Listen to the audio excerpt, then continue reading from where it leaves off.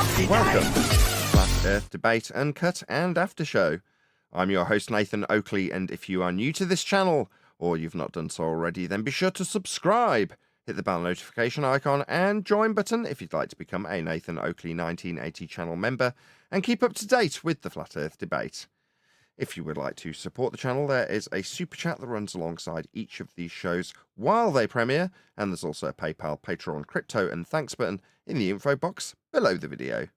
Speaking of patrons, I'm going to do a quick shout out to all of you who do support me on Patreon. So a massive shout out of thanks and appreciation to Moon Harvest, Amish Earther, Naughty Thumbnails, Mitch Kennedy, Original D Rose, Rod, The Name's Burley, Todd Wazzle, Jason Hornsby, Christoph Fournier, Flat Earth Travolta, J Mels 24, Yu Unamento, M Iron 26, Endless, Flat Earth Sage, Goldie McKiernan, Retro Bill, More Books, Canna Bear, Fibre Oats, Michael Kahn, John Kays, Patrick Gunnels, Banter, Mel B Styles, Hairy Blade, Mobile Max 777, Rob W, Reese Pound, Del West Watson, Maria Nealand, Unbelievable Productions, Blue Ridge Ranger, Abraham Mohammed, Skeptic 936, Life is Short, Texas Mike, Tina Baker, David Wayne Foster, and Dank. So another massive thank you to all of you for supporting me on Patreon. Now I will hand over to whoever is in Discord and Google so you can enjoy their dulcet tones while I set up for today's live show. I was very impressed. My sister-in-law, the one that calls us dumb flat earthers and all these people should know scientists and all that other stuff. Her sister's been here for the holidays, and she has a son named Benjamin. Seems like a pretty sharp kid. So I started asking him, I don't know how science came up. But I said to him, I said, well, what is science? And he pretty much broke it down. I said, okay, so what do you, could it be science if there's no experiment involved? He said, no, I have to have an experiment. And the way he was breaking it down to me, I was like, this kid pretty much knows what's going on.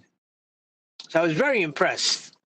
He even said science elucidates the cause and the effect. I said, well, oh, shoot, it sounds like Nathan. But then I announced how impressed I was with this kid, and my son says, what are you talking about? What are you trying to say? I'm an idiot?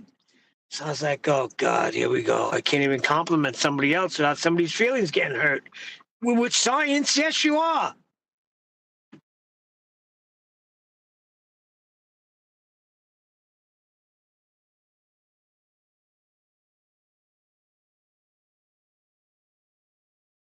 Well, I don't know how much that got through. Yeah, I heard everything now. I was just looking at a video because I haven't watched this one, Nathan, that I just posted in back of us, but, you know, just the standard stuff. It's got 50,000 views and that's from a month ago, so.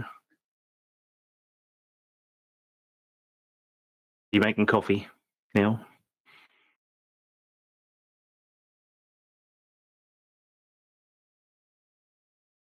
Next kid, I said, all right, so now let's take us to the stars. Now, you know there's plenty of phenomena that will never be able to do an experiment.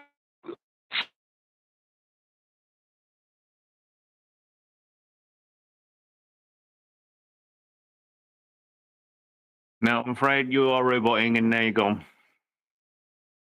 So I got the first bit about your sister-in-law So and her son, but he was kind of... are you back now? And gone again. Anybody in Discord? Afternoon? Yeah, Roto's there. Stevie's there.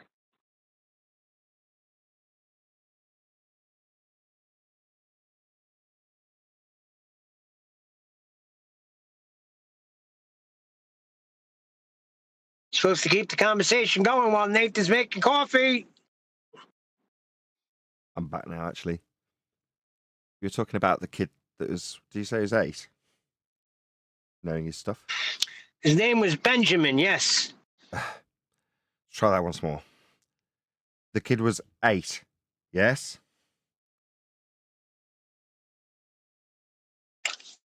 Oh, I thought you said Ace. No, he wasn't 8. He was like 17 years old. 7 or 8 years old. Oh God, this is tedious. 17 or 18. Okay. Oh, that's interesting. Oh, that makes it a lot more interesting. When you said kid, I heard from the kitchen 7 or 8. Obviously, it was 17 or 18. Fine. No, I was about to disagree and say no. Well, that's when they teach you about the scientific method. So my daughter's coming up to that age. I've taught her it. I'd expect her to know it. Maybe not be able to parrot it back in the way you described, but if it's a 17, 18-year-old, then yes, you expect their linguistic skills to be there, but you expect them by that stage to have forgotten about what they were taught in, second year of secondary school here, or 5th grade, or whatever you call it. The year that they get taught in school, in high school, is at a point where you forget about it. It's not even in high school, is it? It's pre-high school. I'm getting confused what I call the schools now. But that's the other thing, Nathan. What I'm calling That's the it other is thing. sorry, I just want to clarify something, Neil. Sorry. There's 3 in Britain. We've got just weird, convoluted stages of schooling, and as my kids aren't in school, it just gets confusing for me. You've got junior and infants. I've said high school, and I mean the second part of lower school. I forget what it's all called. It makes no sense to me. What you guys call 5th grade, it's our second type of school in this country, which is called infant school. And I've called it high school. Like, no, because then you can be in high school No, at that age. Wouldn't 5th or 6th grade be 11? So high school technically. No, Before that's elementary school, I think, in America. I think it's depending on closer where. to 9, Nah, 8 or 9, isn't it? 5th grade. So They 7th. start 6 years old. 6 years nah, old. more like 11. 5th grade is 10 or 11. Here, you start secondary school, high school, what you call high school, age 11 or 12, and you're in year 7. Yeah? A couple of years before that, you'd be 8 or 9, wouldn't you? I don't know. I've lost track of how the school system works. What I used to call first year secondary and second year secondary. That would be second. You were talking about 2nd or 3rd grade, probably, and I think they call that elementary school, but they have middle schools as well, so it depends on the area, I think. Exactly. My wife had a middle school, which I didn't. So it's all just very confusing. It is generally, yes. That might not be by accident. My understanding is before you reach double digits, you've learned what the scientific method is. Let's keep it a lot more basic because we're going way off into the weeds. Yeah, in primary school, yeah. Yeah, exactly. So before you get to high school, you know what the scientific method is. Therefore, for that age of kid to give you a reasonable rendition of what it is and whether or not it would need an experiment, you'd say fair play.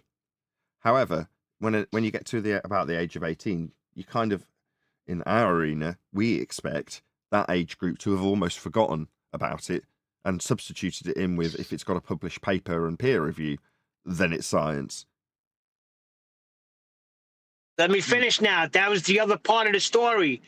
As I was asking him, the kid, he rolled his eyes at me and he said, you're asking me to remember 7th grade stuff. And I was like, that's right. It was taught in the 7th grade. So you could forget by your age. Yeah, now that makes perfect sense. So he's got a reasonable idea, but he's just having to cast his mind back. And had it not been for you casting his mind back, there's a good chance in 12 months he'd completely have forgotten about it.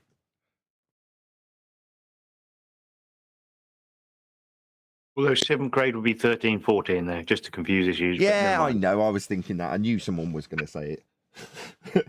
None of it makes any sense anymore. What confuses me more is the school I was going to at one stage closed. So I then ended up going to a completely different school in the middle of their structure of yearing. So I joined where the kids had already been in the school for maybe 2 years. So yeah, my ideas of what year is what is very convoluted. Yeah, and one of the experiments they do teach you, at least in some schools, at the end of primary school or very early high school, they teach you the egg experiment, don't they? With the salt in the water. Is that right? Yeah, that's fairly common. I didn't do it, but I've heard of people my brother's age, so your age and older, that they did do it. Are you older than me then? No, I'm younger. How much younger than me are you? 4 years. Okay, not much younger. We're all roughly My in the brother's same. the same age as you, Yeah, and he may have done it. but we're all roughly in the same age group in this particular group. However that's worked out, I don't know. But we just happen to all be roughly the same age. You know, within a bracket, obviously.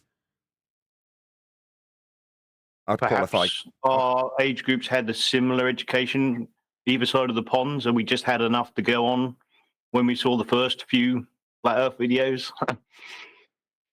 I don't know. I don't think younger people find it any harder. It just depends on the individual, doesn't it? Yeah, it does. I mean, the latter part of my education, I wagged off 90% of it because I just didn't like the school and the way it was structured. I hated it, in fact. But I hadn't necessarily been subject to what most people describe as a normal education structure until I went to the last of the schools that I went to. Excuse me. So that structure is like factory workers. You know what I mean?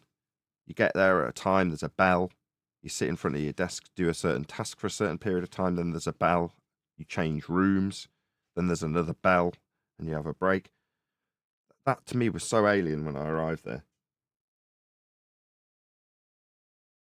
Well, it's a social conditioning to make good worker bees, isn't it? So Yeah, exactly. I didn't like either. I left at 15, and that's why I don't like people appealing to credentials, because that don't mean nothing to me. Well, me neither. I didn't expect to do well in the exams because I wasn't there. I just kept on disappearing to go and smoke weed and wag off and go to McDonald's or whatever I was doing. When I was 14 or 15 or whatever age you take exams, is it 16? But I was at the very lower end of the age bracket, so I think I was 15 when I took my GCSEs. Anyway, I didn't expect to do particularly well, but I did do better than my class average. But that's just because I don't know why. I have no idea why I did well in the exams. Nothing that I actually did experience in the lessons at that particular school was related in any way, shape, or form to the exams that they set. It just didn't. And lots of people moaned about it. Oh, we didn't learn anything about this. Yeah, it's mostly just remembering stuff, though, isn't it? At least part of it. You have to think for some questions, but a lot of it is just remembering stuff and parroting it back to them. Yeah, but lots of people's experience were that they were put into a paper that had no bearing on the lessons structure that they'd gone through for the last couple of years. My wife had said the same thing to me about a couple of different papers that she took them, and they, what they taught her throughout the lesson year wasn't related to the exam at the end. Now, either they'd gone to a different board for the exam, or I don't know what, but that it didn't seem to matter to the to the school. They're like, you're sitting in this, we've picked this particular exam board for you to take your GCSEs, take it. And then if it had no bearing on what you'd learnt throughout the year, it doesn't matter. Teachers have all still got paid. You know what I mean? That's what it's like in a state school, isn't it? They don't give a crap. I can't really remember because I did my mock ones, but I never bothered to do the official ones. I bet you could have done them and done reasonably well in them, but I don't know. I mean, I wouldn't be employable if I didn't work for myself, put it that way, because I've got no qualifications and no official experience, because it's all working for myself. I don't think it matters once you reach a certain age. It's more about what you've done in the past. I mean, I go by that because I used to work in recruitment. So, I mean, I was never looking at people, unless they were really young, like straight out of school, then with no experience, absolutely no experience, then all you've got to rely on is your credentials in that regard. So if some sprightly faced 18-year-old comes and they've just finished sixth form, I'm like, I want to see that you've done really well, because that's what represents you as a worker bee up until this point. So therefore, I can trust that you've knuckled down and got the exam results, so that when I put you into a client's workplace, that I will test them, potentially make sure that they can do the job. At that point, that's all they've got to go on. But once somebody's been in an office for 12 months, their credentials are a phone call away. I can just phone up the person who used to manage them and say, is this person actually any good? Why did they get fired? Normally would be the question. But you know what I'm getting at? You don't need the results at that point. If they're, oh yeah, absolutely, they were always here on time, they didn't take any sick time, they always did their work to a reasonable, satisfactory standard, it was a shame we lost them, you go, yeah, no worries, okay, I'll put them in front of my client then. That's all you need. You're not looking at the GCSE results. I mean, you might look at it, but... Well, that's good, because I don't have any. But not that I'm looking for a job anyway. But I hated working for someone else. And the only other person I worked for wasn't really directly for my dad, but he got me the job. It was in a factory. So I did not like that, especially loading the furnaces. Hydrogen curtain furnaces are not a cool place to work, and I do not like heat. Right. But the guy who comes to work there, right? What are you going to take more into consideration if you're a manager of that sort of facility? Somebody who's got good results, or somebody who's worked in, I don't know, a foundry of some description previously for a month? You're going to go, so how did you get on for a month? Well, I did really well, but I just had to come here because I moved house, or whatever. You wouldn't care that they're no GCSEs if they've got some experience, I would suggest. But like I said, that was me working in recruitment. The only reason I did that job was to get a job in what I really wanted to do, which was being a rep, driving around the country and driving around Europe eventually, driving around the world. That's what I wanted to do. So I had to get a job as an estate agent, totally crap job, to get a job as a recruitment consultant so I could be in a managerial position. And once I was in a managerial position, I could get a job as a rep. Yeah, I mean, it could have been really interesting because obviously my dad found it interesting for decades, and I was sintering gears for gearboxes in cars. Okay. So I could have moved up. I could have trained to be a metallurgist or something like that, like my dad. But just that was so monotonous, loading things on trays, on conveyor belts, single inspection under a magnifying glass, that sort of stuff. Just I can't do it. It's not in my nature. Yeah, it's one of those. Yeah, that's called the suicide job. What a lovely term. Thanks for that, Neil. Just takes a certain type of person. Yeah, it's like when you listen to Karen Carpenter and the Carpenters' music. That's suicide music. Thanks, Blue Neil. Bayou. Okay, let's have less mention of that particular thing, so I don't have to tick any boxes in the YouTube thing. Ah, shoot. Sorry. You're all good so far, don't But we? here's what I wanted to get at. Talking about that. Now, they say in the container is the universe. So basically, they're saying they don't know how far out it reaches, but yeah, they agree we need containment. Yeah, this is on your evangelical quest to convert anti-flat earthers, right?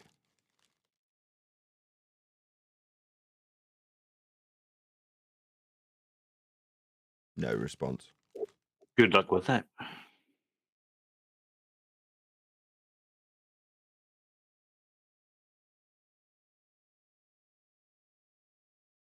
Anyway, I'll put a video in back office. I have not watched it, but it seems like the standard fare. 54,000 views from a month ago. Flat Earth conspiracy theories or something. Oh, okay. That's for the live show, right? Yeah, it might be a bit too philosophical, though, rather than them actually claiming anything, because I haven't watched it, unfortunately. No, that's okay. It's in Master B, right? Back office. Okay. I'll put them in there so they don't get lost with the chit-chat. I prefer that, to be honest. Like you say, they can get lost in Master B pretty quick in the chit-chat. The man himself, the guy we need to speak to about 24/7. Good morning. Happy New Year. Happy New Year. Good morning. Hello, Paul. Hello, Nathan. Hey, Neil. Yeah, I hadn't got a chance to speak to Indio or, well, CJ, I haven't seen him voice, or Miggy or someone about the idea. So I don't know if they're receptive to it or not, about us jumping on the live stream or having our own voice channel or something, Yes, you can. Nathan does need to register, though, and go for his flat earth test. Make sure he's a flat earther. Right. But he's cool. He's in. I say he's in. Well, I'll do that tomorrow if we have And time there you to it. have it. So tomorrow we'll have a slightly shorter show because I think afterwards, after the show, I'm going to set up Restream with Paul, and then what I'll do is I'll log into 24/7 Discord, and then if that all goes successfully, either Tuesday if it does, or Wednesday if it doesn't, because I'll do it on Wednesday, or Thursday if it's not, and Wednesday if it is, successful. Mhm. I'll go into 24/7 on whatever room I can go into. I don't know. That's what Paul's kind of asking. He's saying, is there a room set up that I can just jump in? Yeah, I mean, Well, basically, Nathan would need to be a mod or someone who could mute other people, Mm-hmm. Yeah, we could set up, a new room, or just utilize one of the rooms that are already there. Um, I don't know. There is a second live stream that no one uses, I think. I don't actually need the ability to be able to do anything in Discord. I very, very rarely mute anybody in Discord. It's a really rare occasion. As much as people want to infer that I'm constantly muting people, that's not actually the case. It's far more likely that a mod will reach that point, or a mod will notice that somebody's hot micing and mute them. So if there's somebody that happens to cross mod, they're in 24/7 and in science versus pseudoscience, then that's ideally what I need, somebody to keep an eye on that, because you can just have 5, 10, 15 people all jumping at once, all with their mics wide open, and if there's no discipline in there, that's where I don't really want to get into being in Discord, figuring out who's hot micing and turning them off when I'm supposed to be running a show. But again, these are all logistical things, minor details that will work out as time goes by. Initially, it's going to be a shit show. I know it is once we start in there. I don't think so. I think it'll go a lot smoother than you're probably picturing. Oh, I'm sure their server will be beautifully run. I'm talking about me. Okay, cool. So from that point of view. But that's it. So I'm just very nervous about making changes. Once you've got, set in your ways and you've got everything running the way you want it to be running, then you kind of set in your ways and don't necessarily want to make any alterations. Well, I've just decided that rather than constant procrastination, which is just going to hold me back, I'll just do it slowly. I've got a list of things that I want to get done. Rumble, Restream, both similar vein, and moving into 24/7, changing the Google Plus to one that's got volume controls for each of the members. And that's about it. Baby steps, baby steps, baby steps to 24/7. Baby steps here, baby steps there. We got you, Nathan. So what's on the agenda for today? I'm thinking about telling my friend that I'm a flat earther. Now, it used to be like really easy for me to just, have the conversation, but I've been so annoyed throughout the years that it's like, I kind of am selective about when I bring the topic up, because it's like, are you ready to listen to what I'm saying, or are you going to be triggered by the fact that I said flat earth? God, times have changed, eh? Back in the 80s, it would be that conversation about coming out of the closet. I've been talking to a few of my family about it, and they're all cool. But my friend, I'm not so sure about whether or not I should tell my friend that I'm a homosexual. Will he be cool with it? Will he be totally triggered? These days, the homosexual community are fearful of the LGBTQ transgender community because they might be persecuted on the same grounds that they're, not comporting with some, I don't know, pronoun inference that you've got to use. So that, but like I say, back 20, 30 years ago, that our conversations about how we've got to tentatively go into the community and talk about whether or not we'll broach the subject of flat earth, which we know is a fact, is very similar to, like I say, people in the 80s saying, oh, should I tell my mum I'm a homosexual? Will she be triggered? Will she disown me?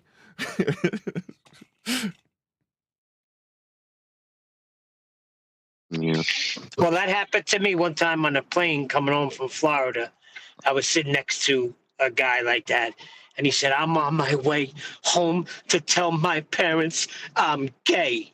And I said, you ain't gay. You have never had a happy moment in your life. Boom, boom. Anyway, my point is that it's a dirty little secret when it shouldn't be. Shouldn't be in the slightest bit concerned about that subject, or, no offense to you, Eli, concerned about whether or not you're going to broach it. If it comes up, it comes up. So one instance, right? I take my eldest daughter to an art class, and she's been going there for years, and it's got more and more advanced as time has progressed, and they've learnt art history and things. And I was always very concerned, because I started it earlier on, obviously in this particular path of flat earth on YouTube. I was concerned that that subject would come up, and I'd have to disclaim that, various different things that is being discussed and talked about, I don't believe. It's never actually come up in years. Now, this particular teacher has got a couple of kids also. They've been to birthday parties for our kids and vice versa. I now know, but they just don't know, because it's never come up. they don't even know what I do for a job because the primary focus has always been the education of my eldest daughter. Therefore, my concerns that, oh no, I have to tell this person I'm a flat earther. No, it's never ever come up. And from that day, from that appreciation, not from that day, I've gone, why do I need to worry about this at all? Whether or not it's going to come up, whether or not I should broach it.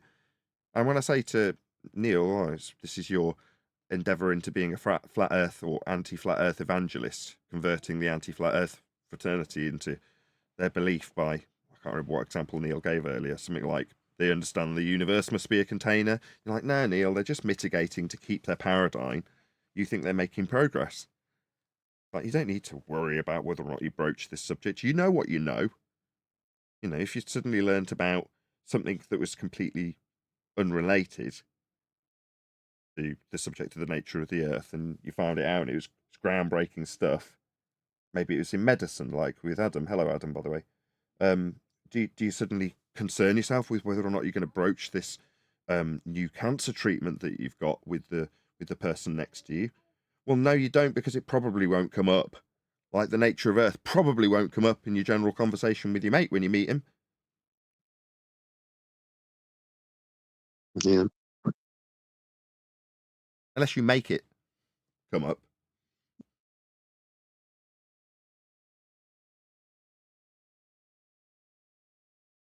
I mean, I did yesterday with two family friends. We've known them for decades, and I just said, "Look, we live on a stationary, irregular plane. Ask me questions." Why did you bring it up? Because you wanted to be antagonistic? Because you wanted to discuss your newfound subject matter expertise? Why? Because I need to talk to them about something else to do with the show we're doing with Paula, because they're Christians, and it will come up on the show. So I didn't want them to get hit with it okay. all at once. No, fine. You 3 words in, I recognise there's a contextual reasoning to tell them. Fine. No, that makes perfect sense. I'm just talking about you, mate. You know, the guy that's not going to be helping you with the show that we're going to be doing. We being Paula, because she's part of the crew, right? So, yeah, okay, that's different. But with Eli, he's not answered yet. He's just mumbled. I'm sorry, say again? Unless you force it on the subject. We've got a couple of minutes before we start, right? Unless you force the subject on your mate, why would you? Why would it come up, or why would you want to bring it up if you're going to force it to come up? Isn't what I'm asking. To ruin somebody's life. I guess. I mean, because sometimes there are these tantalizing moments where, you know, they'll say something logical, or they'll say something that lets you know that they've just made a difference between belief and knowing. And I'm like, damn, I wonder if you could apply that same logic to the world that you live in, you know?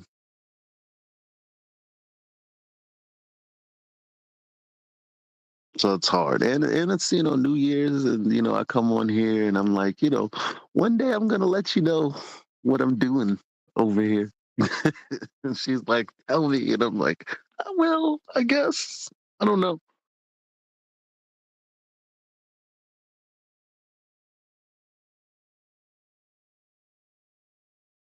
I think that answers my question. The fact that you're smirking about it tells me a lot as well. Very telling.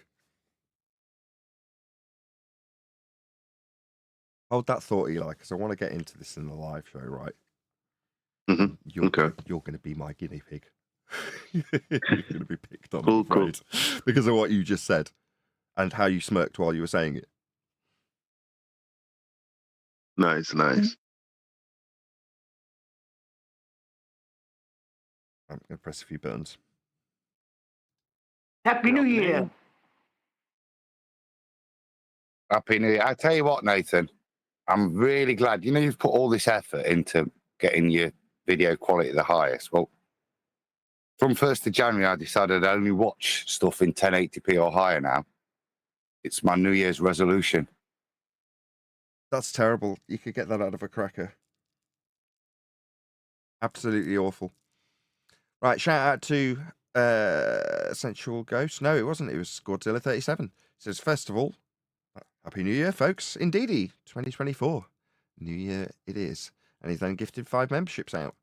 So OBE Lines, Dysfunctional Navigator, Protosser, Fisherman in a Box, and I think that's it. Yeah, all got new memberships. Also, somebody with a Chinese name, or a load of symbols that I don't recognise, was also gifted a membership. Okay, got some people watching that we weren't aware of. You get gifted memberships based on your time as a viewer. So if you're a consistent viewer and somebody dishes out the free memberships, I think it goes to them first. So occasionally you see something like that. I don't know if you can see that, all the crazy symbols. Obviously, I can't read that, but that means that somebody we have no idea from, wherever is watching consistently under that account name, and they've watched enough to be gifted free membership. Cool. Very cool. Except I got this, look, 27th of December. You've been gifted a channel membership for McToon Live. I don't watch McToon, and it just came through. So you claim. Good point. Good point, Paul. I don't. It just came through. I meant to post it the other day. It's like, how the hell have I got this? So whether you can gift directly and McToon was sending me a credit. Well, I've looked it up. I didn't think you could specifically assign free memberships to a specific individual. But yeah, maybe someone can, because if you're not watching, then it doesn't make sense in terms of what I can see going on in the chat. The people who are here all the time are the ones getting assigned the free memberships. There we go. Very interesting. Let's do a bit of housekeeping. Any evidence of a physical geometric sphere edge? That's a horizon, formerly known as Earth curvature.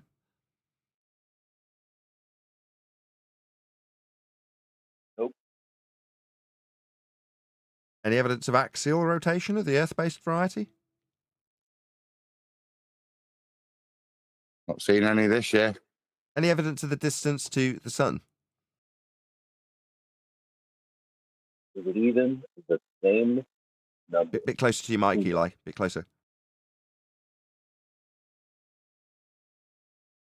Is it even the same postulation these days? Who knows? The distance to the sun postulation? Well, you'll need a flat Earth for the orbital motion. Mm-hmm.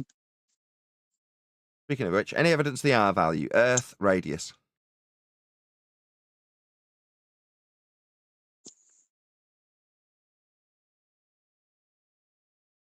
You're going to need a flat Earth for that. Owen started it off very well last night in his chat. I think announcing it was going to be the year 2024 will be the year of you're going to need a flat Earth for that. That was your prediction, weren't it, Owen? Unless he's gone to the shops already. Yeah, I think it's a damn good prediction. I mean, me trying to fudge it into the year of the measured flat Earth or whatever, calling us measured flat earthers and, making 2024 the year of us declaring that Earth is simply measured flat. Well, you're going to need a flat Earth for that. Both encompasses the fact that we're declaring that Earth is measured flat as our starting point, our opener, and also automatically addresses any globe claims that come in your direction.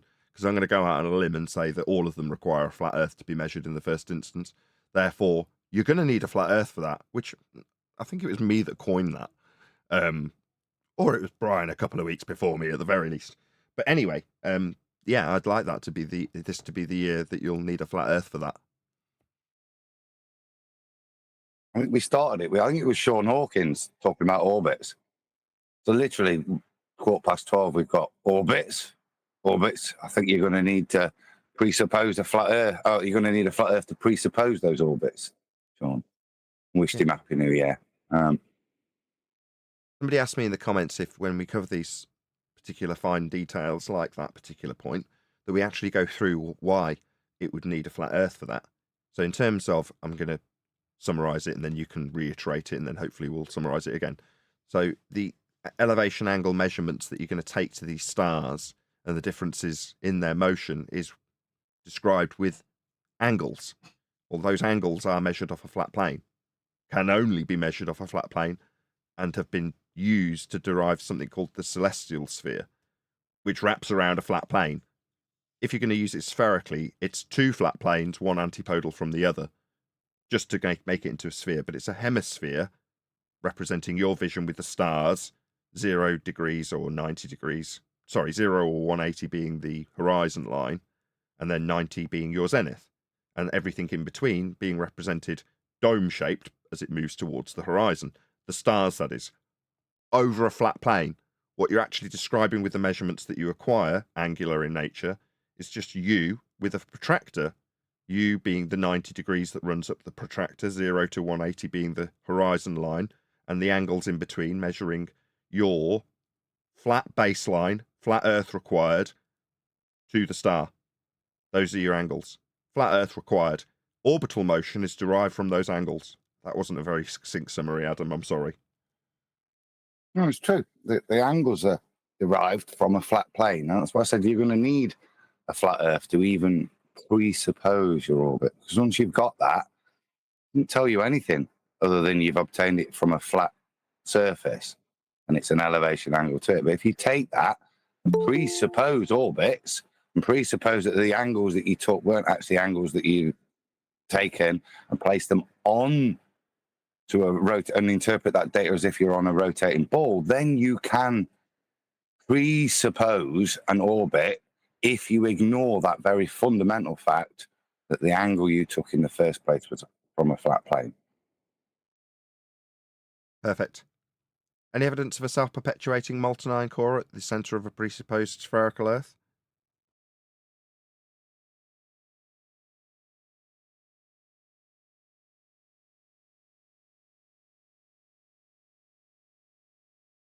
Where's that tumbleweed sound effect?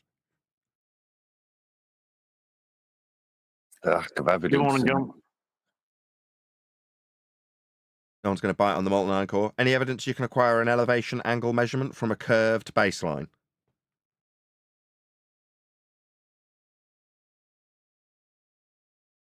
Happy New Year! It's good we're all excited. 45 people watching. Please smash the share button. I know there's lots of you out there right now because it's New Year and you're all at home. The excitement level is so blistering and Neil's interrupting. It's all go here.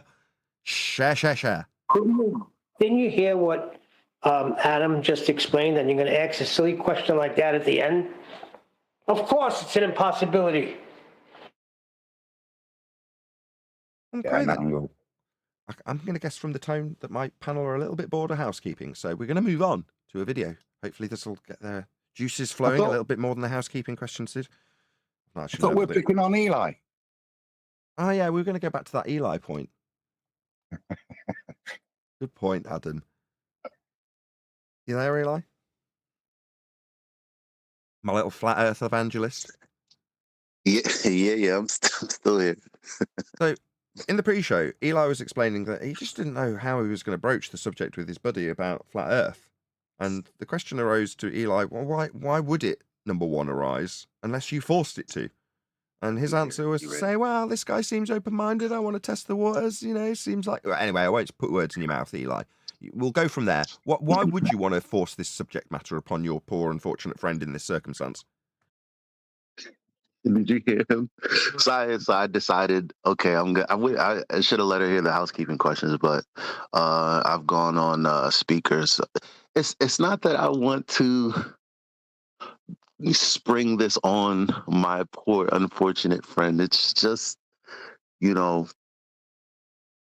it's certain things that people say about like she has a very solid logical mind, and she knows the difference between truth and belief, or knowing something and believing something. And I just thought, I wonder how she would feel about this subject, but I haven't really brought it up yet, so I don't know exactly how. It's not like the old days, like, yo, did you know? Like, it's not that easy anymore. I don't know. Sure. As I said in the pre-show, I just don't see what the benefit is. If the subject naturally comes up, or indeed if your friend in this instance brought the subject up, then fine. Obviously you've got a decent knowledge on the subject. But my example was to compare it to, somebody working in pharmaceuticals developing a wonder drug for whatever. And, they might trouble themselves with whether or not they're going to have to tell them about this thing they've had to sign a non-disclosure agreement for. And they go through their whole meal, and they go to the cinema, and they go home, and they make sweet, sweet love, and then the following day, Lady goes home and they swap numbers and everything's cushy.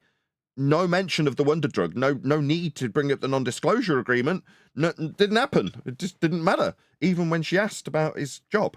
Notice I've turned this into a date for some reason. I don't know why. But the point is that it may not be necessary to ever broach the subject, but for the fact that you want to, and I'm trying to figure out why. This is true. I don't know if I have a good reason anymore. Other than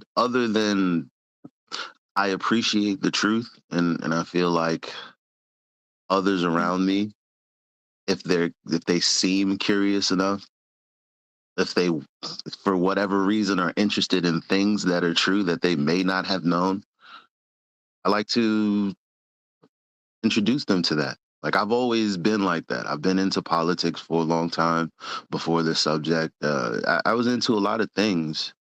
And I'm not really into conspiracies, things that, I can't validate or prove, or things that I didn't experience myself firsthand. So I've always been that person, but this topic is so polarizing. Sometimes I do wonder why I even bring it up, Sure. But I mean, it's one of those subjects that you don't have to bring up, even though you understand it. And so long as you are taking out of the subject the good aspects of it, the wonderment that you receive because you don't know, to put positive spin on it, and then get on with your day, get on with your life, get on with your work, get on with your friends and family. And if the subject comes up and it does turn into a row, then, if that naturally happened, that's just the way it is because of the subject matter. But if you're the one instigating those conversations, then you're an antagonist. Even though you're righteous in your endeavors, you're still the antagonist. I'm driving it. We have to have a certain amount of discipline. We're moving forward. We've been in this subject coming up 10 years, most of us, right? Some of us are newer than others, but we do have to have a certain degree of discipline in terms of the way that we will broach this subject, because we're in a predominantly heliocentric religion in the Western world. So I'm not saying we have to overly respect that, but we, to a degree, do. It'd be like going into a Muslim nation and suddenly just telling them where they're wrong. You're like, you've got to have a certain amount of respect for the natives, you know what I mean? And in this instance, the natives, the Western world culture is heliocentric. So should we not understand the reaction and start to sort of, how can I put this? Ponder the reaction rather than brace against the reaction. Why is it that we have the fierce animosity of the opponent when you put this subject to them proactively? Yeah? Now, if the person's coming to you in a queryous mind and they're tentatively bringing it up and you know all about it, then obviously you can have a positive outcome. But when it's come up because somebody has immediately started the conversation with stupid flat earthers, or did you know there's these idiots out there that blah, blah, blah, then obviously you're onto a loser, even if you put the most logical argument to them. But I'm not suggesting that be the bit that we analyse. The bit we should analyse is, why is the reaction the way it is? Yeah? I'm about to start answering it, but I would rather encourage the panel to sort of react to my question, as opposed to me just give the answer that I think is appropriate. I think there's different situations. If you went out on a date, I don't think it's probably sensible. It's probably the same as not brushing your teeth, risking a chance of rejection, putting something contentious there.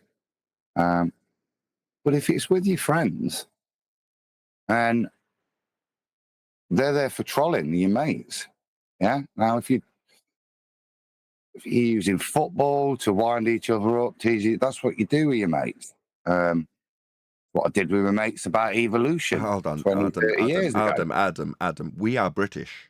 British people do this. You would have done it in your school. I did it in my school. Anthony did it in his school. However, you try that on Arwen for a few minutes and find out quite very quickly they don't do that in most of the other places. Most people are just nice to each other. Yeah, we do. Yes, we do. Stop it.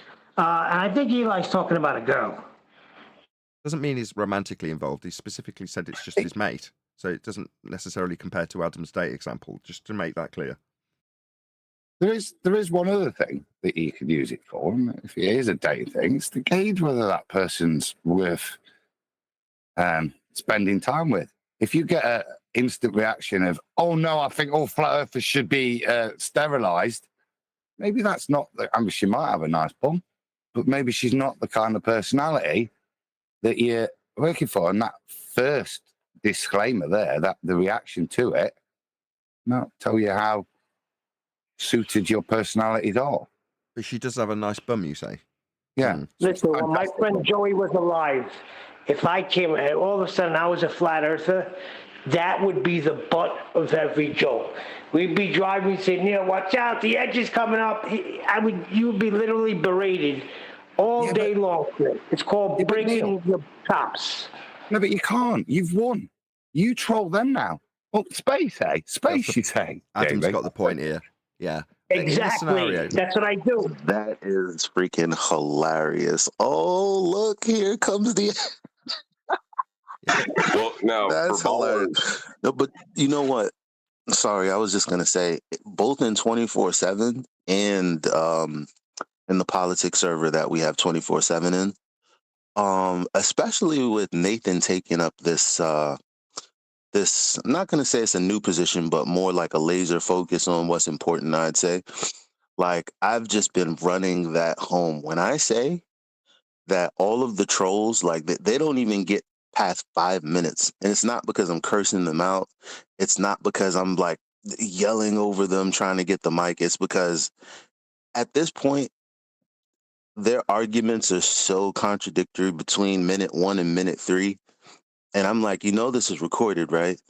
They don't have the fight in them anymore. We don't have to argue. We don't have to. Oh, that's what you think? Okay, here's a citation. Yeah, weren't you just quoting this person? Well, here's a direct quote. Now, can you cite what you said?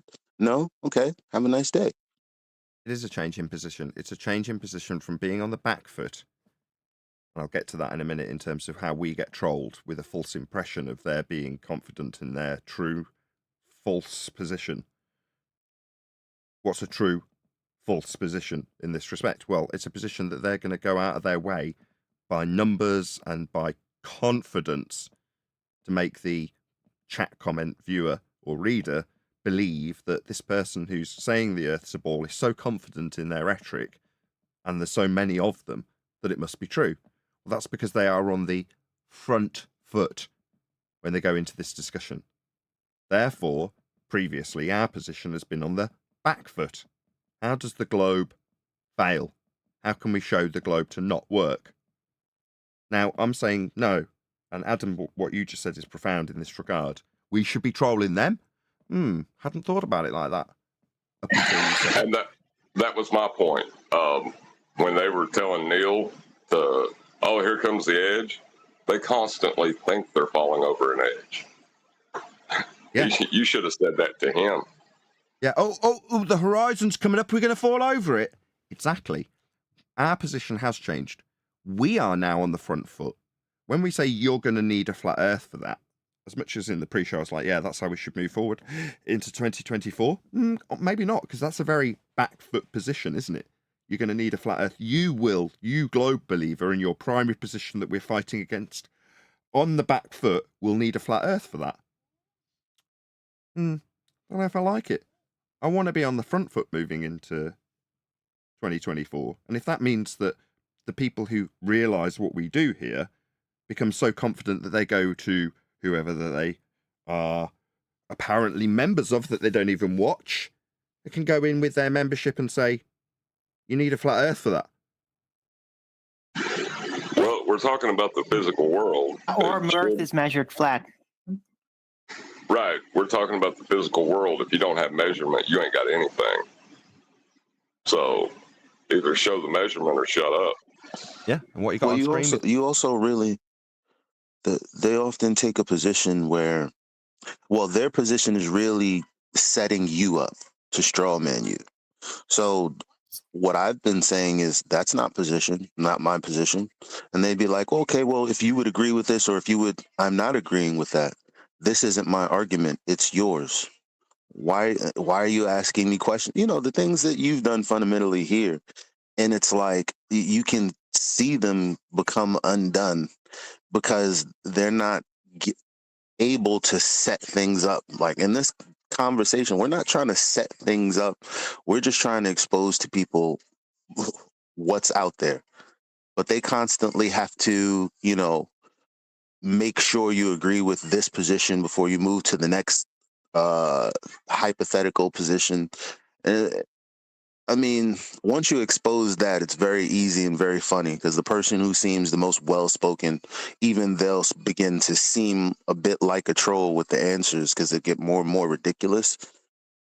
That's why you can't match their energy, because if you match their energy, you just look ridiculous with them.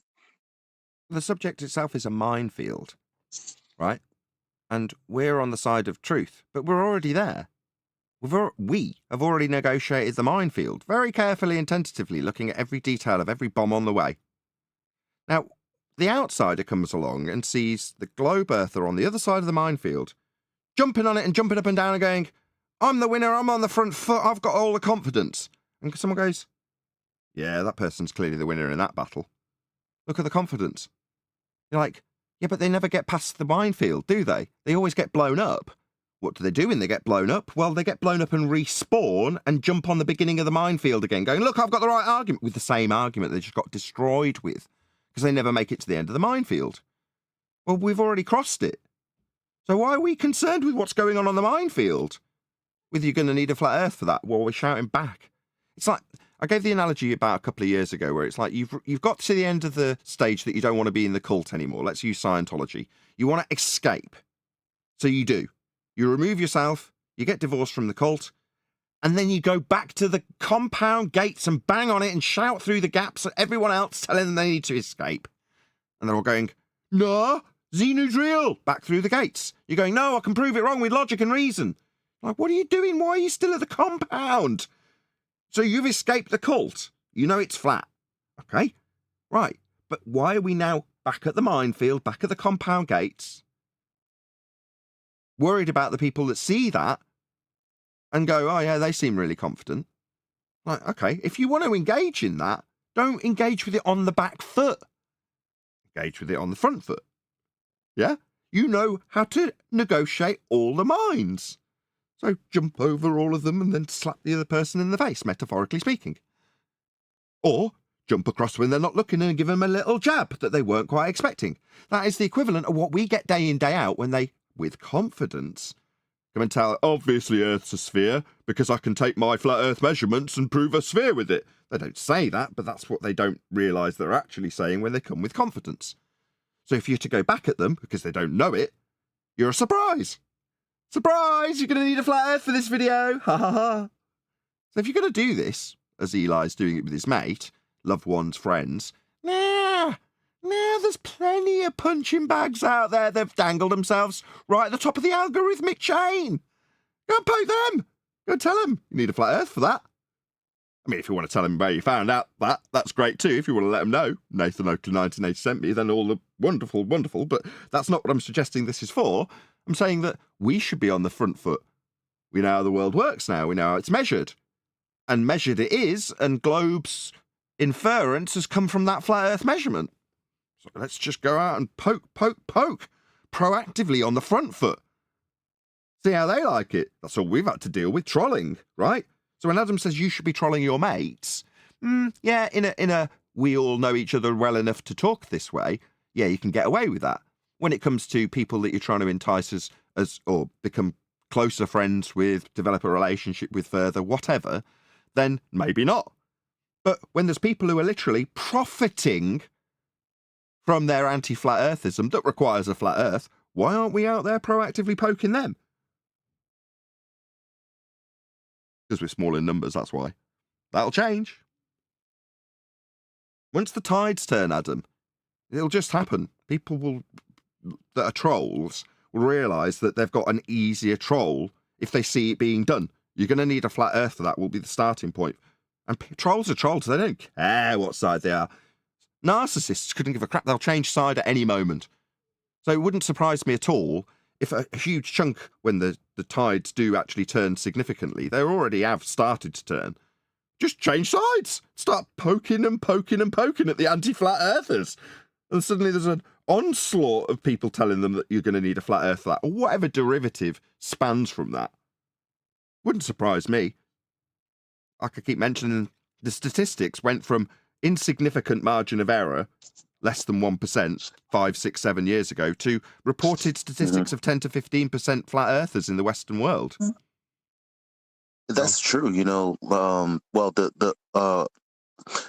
what you're saying is true, because if you think about, you know, all of the other publications that people can go online and comment under, the second law of thermodynamics point has been really, really breaching that entire forum, you know, like OD, and nobody but us did it. Yeah, Now they're I getting don't even want the trolled every credit. I time don't they, care. you I know, just think post a picture. it's an attitude thing rather than a credit thing, Eli. I want people to go out on the front foot. You know Earth's flat. Now, if you previously have heard me saying, don't worry about it, you don't have a need, be confident in the fact that you don't know. Take the joy from being like a kid again, having that wonderment. Well, if you've adhered to that and gone, yeah, I have. I don't concern myself too much about the anti-flat Earth online movement, which doesn't generally affect my day-to-day. If you're that guy, well, then you might be of the attitude that, well, like Neil, like Eli. Well, no, I am of the inclination that I do want to pass this information on, even if it is just to test the waters of logic and reason with somebody who I do know. Then have your little jab.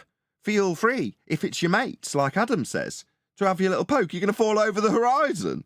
Oh, dear. Why not? We've endured it. Why not? It's not like heliocentrism's a protected group either, is it? Knife cuts both ways. The tide's turning as well. We've got a group of us, like 5 or 6 of us in a chat and that. And everybody knows I'm a flat earth. We've had the conversations, and one of the guys is still a strong space believer and stuff. But now, like, I'll just scroll back through my timeline there. And Phil, one of the lads, is going, who's like probably neutral in it, has listened to me, not necessarily convinced, but he's not like argued against me vehemently. He's gone, oh, okay, and pondered. And now he's popping up in there, like taking the mick out the Indian stuff, saying a child of 3 could draw better and stuff like this. So they're taking, not necessarily siding with me, but they are trolling space a little bit themselves now, against some of the mates. Now, they're not flat earthers, but they are talking to the space guy and saying, dude, this is just not plausible, is it? So I see the tide is moving a little bit. And on that... A little bit? Yeah, it's certainly in... Yeah. And look at... I can see lots of things like this, look. Little polls. This is 4,500 votes in 4 hours. Go back 5 years, you're not seeing results like that, no matter what.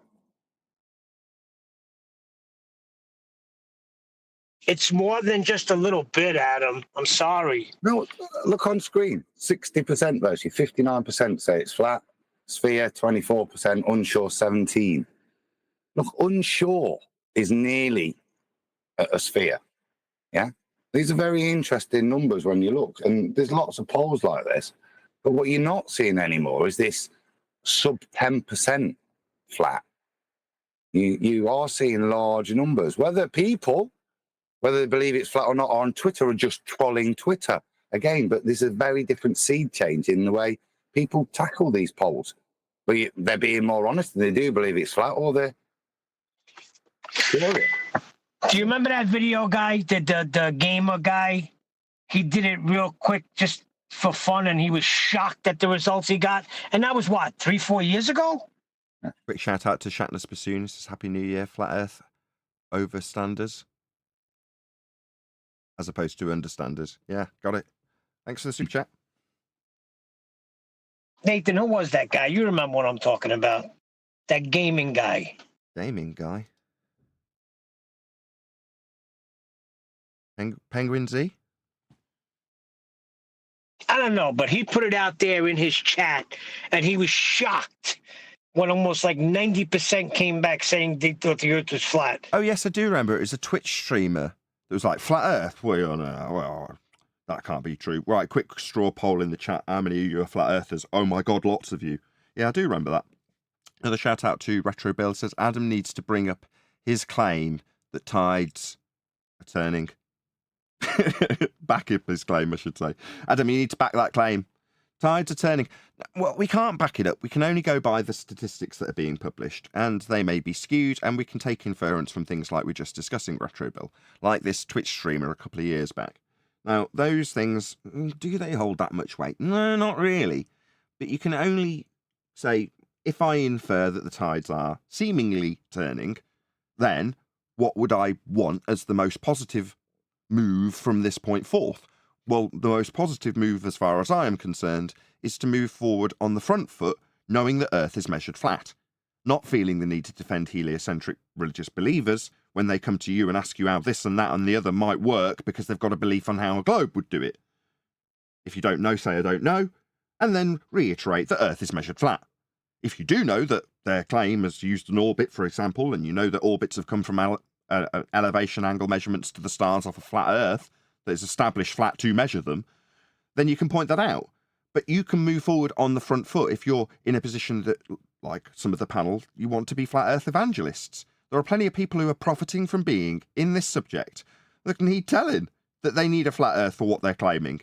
Now, when you're doing that on the front foot, it's a very different tale in terms of your general demeanour towards the people who will respond with a do-si-do, circle jerk, fundy responses that you've heard 100 times, because they'll be water off a duck's back now, 10 years into it, but you'll still be leaving that little stain that Earth is measured flat for your example, factually accurate.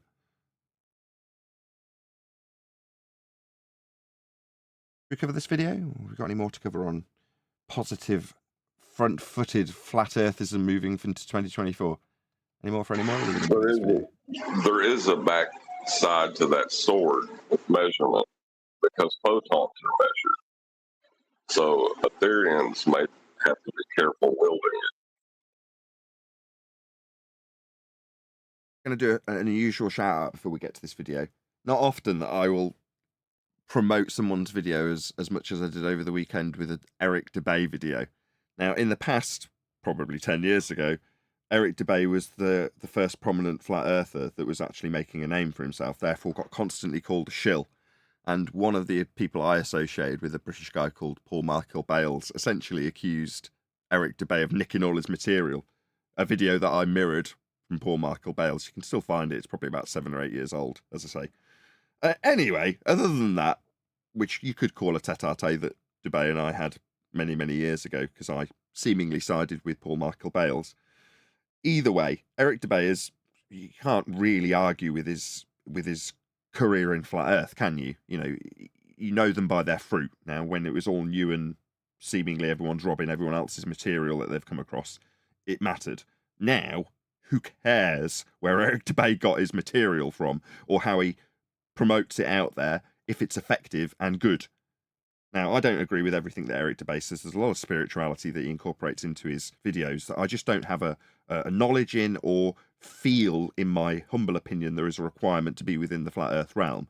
But that's not his bag, and more power to him when he does that. That's his bag, and good for him. But when he does cover flat Earth, he tends to do a pretty good job. Now, his most recent video that's out now is called "Is Flat Earth a Cult?" ? And it is a superb breakdown of this particular subject. Go on, whoever wanted to add something right in the middle of me talking. Sorry, I was just going to say it was an outstanding video. I did see it. Outstanding. It was outstanding because he basically breaks down something that we've covered on many shows, and I'm not just saying it's outstanding because we've already said it, but because of the way he broke it down, which was far better than we have ever done, which is to say, flat Earth is a realization of how the Earth is. Now, he has paraphrased it into an alternative cosmology that can also be considered. So he's done it in a much more friendly manner than I perhaps would have done. And again, props to him for doing it in that way, because it's soft enough to not lose the point he's making, but ultimately not scare too many people off when they're like, what, there might be an alternative to the ball paradigm. At that point, it's just a tentative alternative that you may consider when you hear it phrased that way by DeBay. Good for him. However, what he's pointing out is the behavior of a ball believer when confronted with this alternative paradigm is very, very culty. And he gives plenty of examples, I'm sure all of which we will have all experienced. And moreover, the audience member on the flip side of that coin has done to their friend when they're ribbing them about falling off the edge, right, Adam? In other words, it's so relatable to both sides and will be clickbait for globe believers because it's asking the question, is flat Earth is a cult? So excellent job. I highly recommend you go and check out Eric DeBay's most recent. I even gave him a super thanks for it. I gave him money. I was like, here's £2, good video shared, or something like that. Just a throwaway comment to let him know that I thought it was a good video. But yeah, I wanted that to be at the top of the list because I wanted other people to be encouraged to share it, because it really did lay down my thoughts on the matter, which is to say we're in the predominant Western world religion of indoctrination into heliocentrism, and that will be the go-to for everybody who is anything beyond that subject, because they just know that's the case. That is the case. Therefore, that's the attitude that they take with you. Well, that's cult behaviour. So when it's drawn as a parallel for globe earthism and how they behave, you're like, yeah, can't really get any... If I was to try and, as a globe believer with a globe hat on, work my way around some of his arguments for how that's not the case, I'd struggle. I was bravo, DeBay. Really good job. Anyway, I just thought I'd drop that in before we get into the video we're covering today. Anybody else want to comment on Just the today's title video? alone was great. Just when I seen the title alone, I was like, wow, this is actually genius. Yeah, it's very smart. It was, you know. As I say, check it out. Eric DeBay's channel. It's probably the biggest flat earther that there is currently. He's built up his channel after losing it, and he's still gone head and shoulders above almost everybody else that's in this subject matter, and we very rarely give him any love. If anything, we're highly critical of him. But there we go. What does that guy Owen Benjamin call him? The savant, right? No, He calls him- Savonier. But I mean, that's because of the followers, right? His followers can be kind of annoying, he thought. That's why he called him that. No, he was calling him a snowflake because he happened to be either in the chat or was in communication with Owen Benjamin. This is Eric DeBay, and he got a bit fussy about when he was just going to talk to him, and then he was like, "Just come on now." That was Owen Benjamin's attitude, and when he did it, I cringed because I'm like, I hate that when you get to somebody's show and they're like, "Just come and talk to me immediately," and I'm like, I want it to be an arranged show, so you know I could totally appreciate DeBay's attitude towards it, because he's essentially hinting it being more professional. Now, if you're going to do an interview with me, I want it to be taken seriously, not just, oh yeah, I'm in your chat, I'll just pop on. But that was how he was trying to, or I felt DeBay was reacting to Owen Benjamin, and Owen Benjamin's reaction back was to say, oh, get you, aren't you just up your own arse, Savonier? And while it was, I'm not going to lie, very funny, it wasn't conducive with what Eric DeBay would have wanted out of the meeting. Now, when Adam says you test your mates with this stuff to see how they'll react, like in the date scenario, I wonder how she'll react if they say, oh, flat earthers should be all sterilised. That's very telling. Well, for DeBay, if you flip that perspective that Owen Benjamin's put on this in his spin that, you know, you've got some fussy, faffy character called Savonier, when you flip the coin and go, well, how telling is that to DeBay? Very.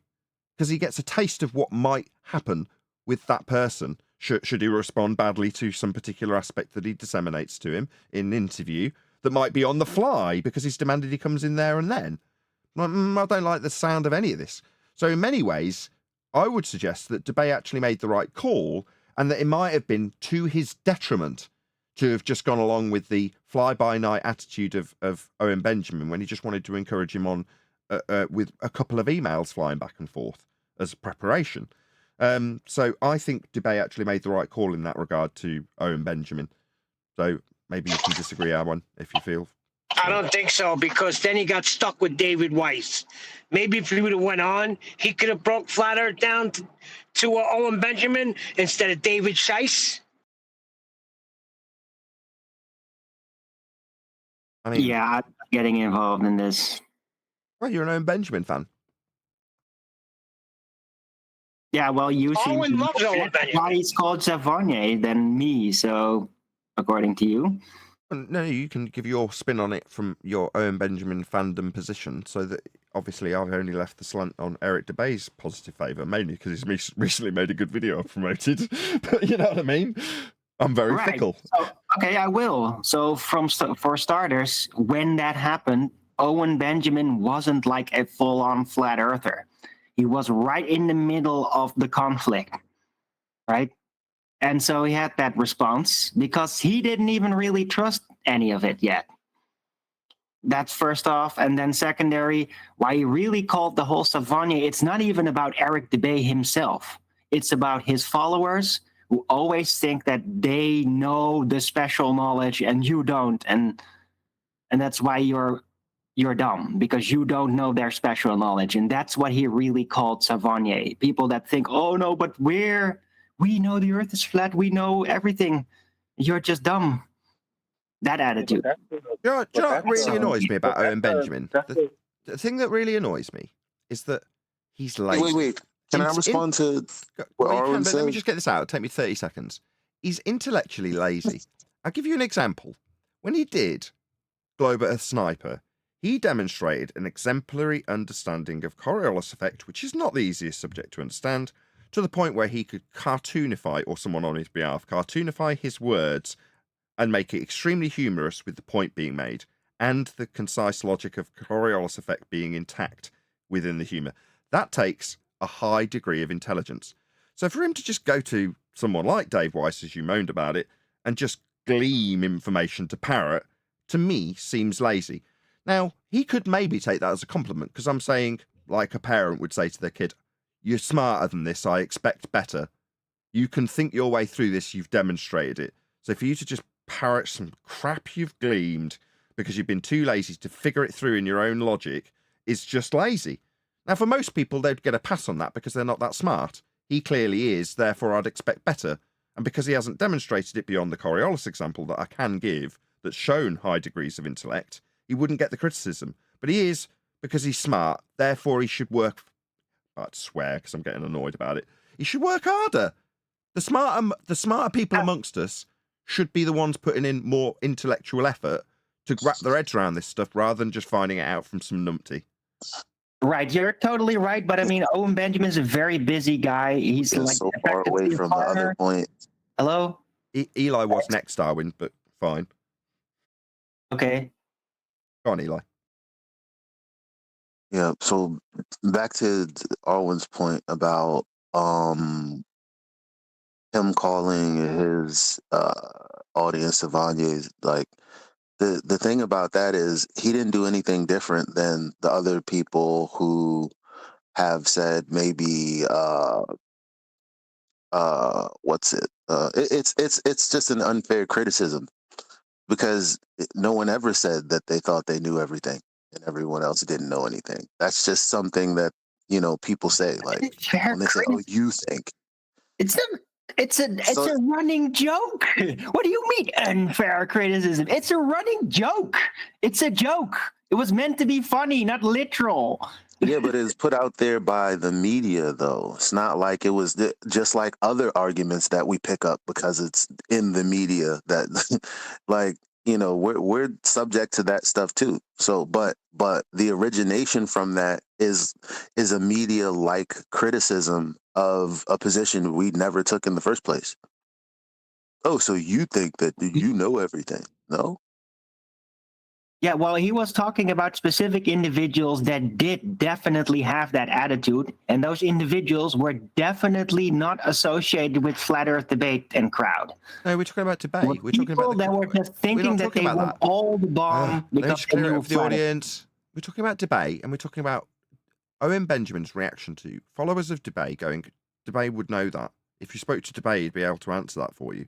So that's where that's come from. Yes, pretty much. Yeah, I was watching Owen Benjamin quite closely at the time. So yeah, I remember it happening live. Actually, I was in the chat. I'm sure you were too, Arwin. Anyway, enough about. I don't know how we got onto Owen Benjamin. How did we get onto Owen Benjamin? Eric Dubay and his video, and then somebody brought up Owen Benjamin for some reason. Yeah, that was Neil bringing up what they the Owen Benjamin being a savant, and I'd rather he Savant, had spoken to instead of David Weiss. That's all. Right, but Owen Benjamin is still onto flat Earth, but here's the thing. It's all very ruckusy because he thinks he's a genius at it, yet he periodically gets things unbelievably wrong. And then he repeats it and then does it right. And then he just does it wrong again. It's like, Who? I feel that Owen Benjamin and his talking about flat Earth related subjects, it feels like he's kind of inconsistent. Sometimes he gets it really right, and other times it's like so messy and outdated. Slow Motion Moon Boogie says, I was in the chat back then too. October/November 2018. Thanks for putting a date on it, Slow Motion Moon Boogie. Yeah, there we go. It's quite a long time ago, isn't it? 6 years ago. Wow. No, 5 years ago. 5 years, 3 months, 2 months. Anyway, right, should we do this video? Now we've talked enough about Eric Debay. I didn't intend that to be such a long plug for his video, but it did turn out to be, as it was.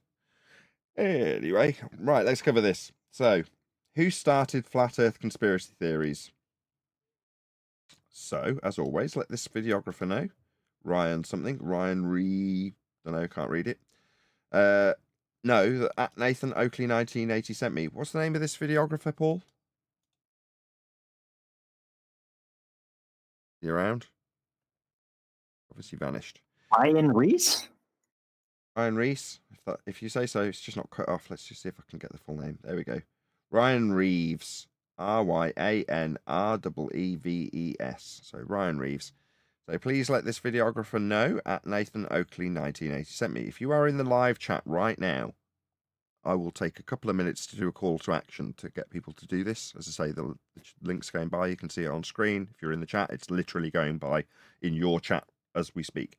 So go let him know at Nathan Oakley 1980 sent me. The idea behind this is that should anybody actually respond to the videos that we do criticising or critiquing their thoughts on flat Earth or globe Earth or anti-flat Earth, we would hope that they would do the same for us. That is to say, put a link to Nathan Oakley 1980, in this case his video, when they do their response.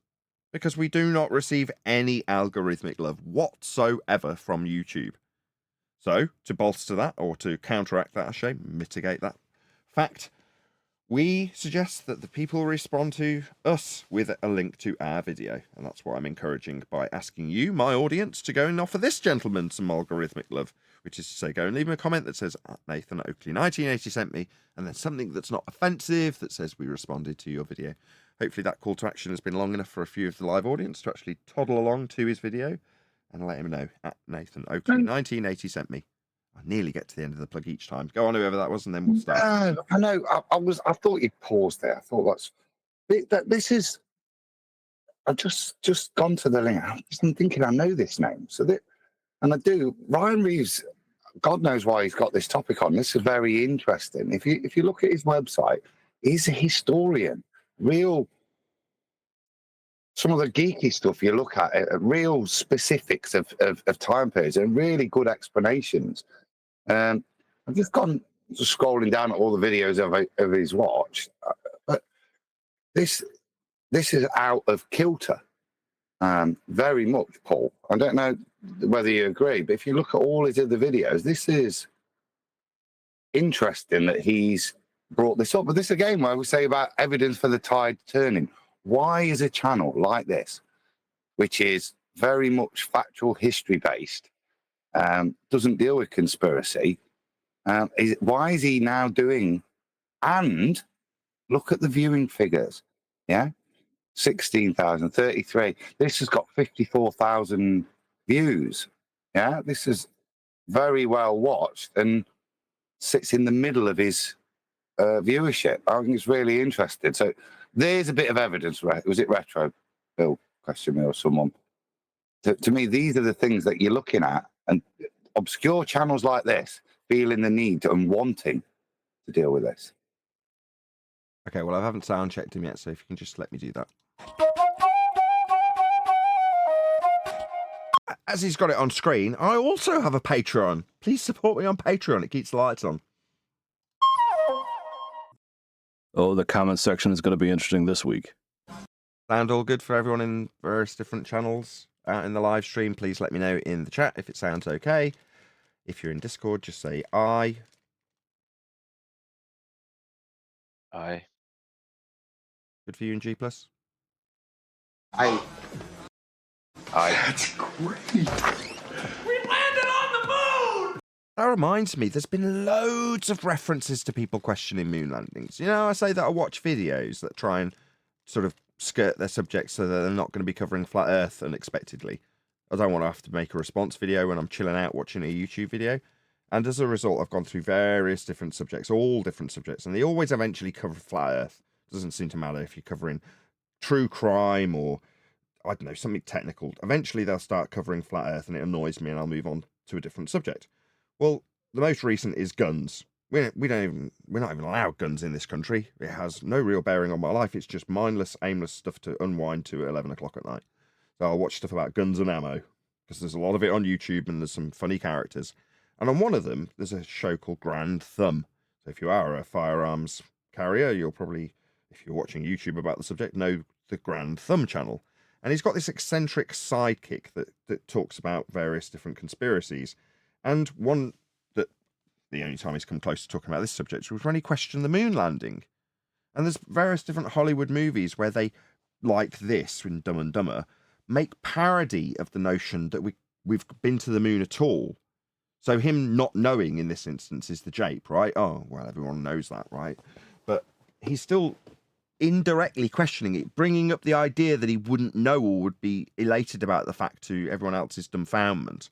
Idiocracy has got a similar thing, which is made about similar sort of time to Dumb and Dumber, I believe, where, you know, they're suddenly realizing in 25, whatever it is, that they've also been to the moon, and all these dumb people are like, oh, yeah, we can go to the moon, or we did go to the moon back when we were smart.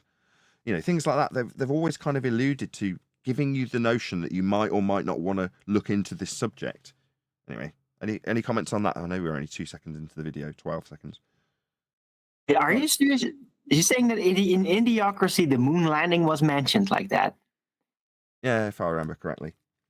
Wow. I think I would have remembered. I mean, it would be make a great extra scene on there or something. Maybe it was It's like at in the the end. extra. I I don't remember what remember it was. from the main movie. It's right at the end. So he's become the president, and he's giving his speech and thanking the old, big, massive wrestling black guy with straight black hair who used to be the president, like a ex-wrestler. Well, he's thanking him and then saying, the water's solved the crop problem and we can solve many more problems. Back in the day when I'm from, or something like that, we achieved great things, including going to the moon. Wow. Point being, isn't it? That stupid people don't know that we've been to the moon and all of that. Yeah, that's why I brought it up, because this reminds me of it. It's a similar sort of vein in Idiocracy. They're not saying don't believe in the moon landing. They're just kind of mocking it in this vein, like Dumb and Dumber are. Sorry, Adam. That's the point, isn't it? It's a slightly hidden ad hom. Yeah? The clever people, not, you know, all know that we've been to the moon. It's only stupid people that don't know that fact in both films. Yeah, weird. Right, let's carry on. I'm a bit surprised to be making a video on flat Earth conspiracies. Like probably all of you, Well, certainly Adam was surprised, but he knows who you are. I've heard comments in passing and seen posts here and there from people I don't know personally claiming the world is flat. So is it you with the tinfoil hat on reading the comments? Is that supposed to be you? Or is that a slant and an insult at people who, like us, cover this subject? Because I'm not sat here in a tinfoil hat. Maybe you are. Does this guy strike you as the type of guy that will walk around in a tinfoil hat? It's such an absurd notion that we have people reversing the psychology of the parody by intentionally then wearing a tinfoil hat. Now, don't get me wrong, the anti-flat earth fraternity have been doing that for quite some time, but we literally have a guy who's on the panel, Tinfoil Hat Man, to make fun of the fact that this is the perceived notion of us. Yeah, besides the whole Lately, though, tinfoil it is hat, Sorry, go the ahead, whole Darwin. Sorry. tinfoil hat being so kooky and ridiculous from the 60s, right? Where people were thought, oh, they're going to read our minds and etc. Well, guess what? That technology is kind of like declassified and all that. It's real. I find that the most funny thing about the whole tinfoil hat. Like, oh, kooky conspiracy theory. Yeah, that actually worked. And they were actually right about it. Yeah, that's the craziest part. They were actually right. The tinfoil hat guys were right. It's just moved on. That's all. Arwin, ladies and gentlemen, ARWIJN, has a show daily. It's become even more popular. I mean, when DJ Khaled, that girl from Stranger Things, and Shaq all say they think flat Earth is valid, people start to take notice. Never thought I'd be mentioning DJ Khaled in a video, but... Is DJ Khaled the guy that did Friday? Here we are. Now, you may have no... You know that song? That absolutely god-awful song, Friday, Friday. You know what I'm talking about? Is that him? clue why this is a topic. Maybe someone will let me know don't from the know chat. what you're talking about, Nathan. Huh? I am very glad to not know what you're talking about. Okay. Obviously not a pop music fan. Correct. For discussion, and you may never have come across people saying this. But it's a thing, at least in pop culture, and it certainly makes scientists roll their eyes. Have a little read of this. Fact check. No, Elon Musk did not tweet that the Earth is flat. USA Today. Someone contextualize this for me? The claim, images showing Elon Musk tweeting that the Earth is flat. I don't really follow what this is about. Do you understand? That was a joke. He was responding to someone saying the Earth is flat, saying, "Oh, I'll have to sell SpaceX now." Then that was a joke, a throwaway comment. Someone told him. Someone tweeted at Elon Musk that Earth was flat. His response was, "Say, well, I'll have to sell SpaceX then." Yes. Okay. Thanks for contextualizing it. Now, a disclaimer at the start. If you want to debate the merits of those views today, scientifically, this is not the video for you. Okay. I mean, to debate the merits of a concrete noun would never be something that would fall within the purview of science ever. But you might be able to scientifically debate it, though. I was about to say that if science comes out of your mouth when you're talking about the ground you're standing upon, yeah, you're lost. You shouldn't be talking about this subject. Yeah, correct, John. It's a category error. So science deals with cause and effect. That would be to say you've got to have something happening to be studying it with science. So that's not a good sign, Adam. I don't know why you've become the defender of this guy. Are you? Actually, let's have a I wasn't defending him in this particular topic. I think in all the other stuff, he's very well researched and very well informed in the historical stuff. Like I said, I was surprised he's even dealing with this topic. It's just so far not what his other videos are like. But right. I said that I see as a positive. I gleaned a bit more from that. You're saying the guy's smart and normally does good work, but this is out of his wheelhouse. Okay. Yeah. There are plenty of videos already out there by reputable people. Go watch those. If you can find them. I mean, what reputable people are making videos on this subject? If you can give me one, I can pretty much guarantee that we've covered it if you're going to plop them in with the mainstream of all the rest of the crap that we have to cover here. And no, but you're not suggesting anybody, if I could say it, anybody specifically. I'm not a scientist. This video is coming at it a bit different. I am not so much concerned with what flat earthers say. I am more concerned about when these ideas started and why. I do history professionally, and people like me tend to always ask the when and why questions.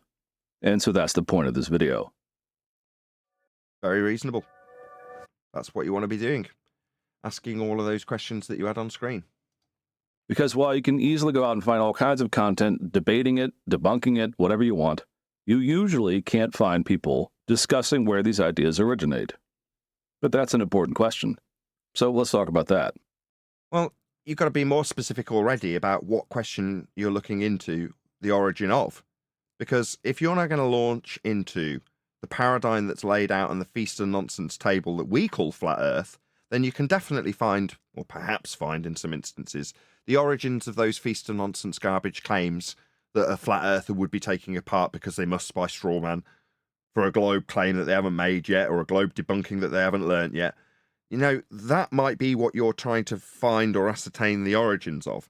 Now, in terms of just the other side of the questions that you might be looking for the origins of in terms of flat Earth, go back in terms of any history for anything to do with geology. I don't really get why you'd look up the history of Earth when the measurements are really what you should focus on if you're trying to ascertain if it is or is not flat. How is Earth measured? Well, flat. Because that's what we'll be focusing on. And this is another example of 2024 example where off the front foot we'll say, why question the origins? Earth's measured flat. I don't see what you're going to look at the first time someone took an elevation angle, the first time someone plotted out the movement of the stars. I mean, you might be able to find primary source research that shows the very first person that did that, but you'd be going very far back in history, and it would be being done on a flat plane. But the measurements that are utilised then and now and still are in effect off a flat plane are really all that matters, not where the origins of what I suspect will be feast or nonsense arguments. We'll see. Who was the first the background person of that this is pretty realized simple. the Earth was flat, Nathan? Say again, Arwin, I cut you off with the guy's Who was video. the very first person in existence that realized the Earth was flat? Like, who figured out celestial navigation, which requires a flat Earth? I don't Right? know. I just don't see the relevance, but well, maybe we haven't got the full context from him because we haven't seen an example that he's going to cover yet. So we can only really answer that question once we see what he's going to example. The Industrial Revolution's what's on screen. Let's just see what he's got to say. Simple.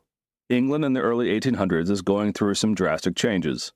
The problems they're facing go back a few decades. Not least of their worries was the loss of tax revenue from the colonies and other costly adventures overseas.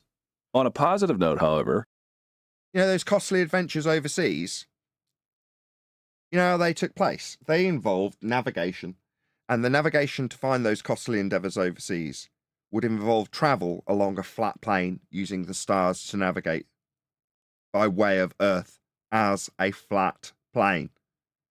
So they wouldn't have had those expensive endeavours. We're already on the front foot pointing out how your examples need a flat plane to exist, because they wouldn't have navigated to any of these places unless Earth was dealt with as flat, measured flat, mapped flat, and then navigated by way of the stars flat.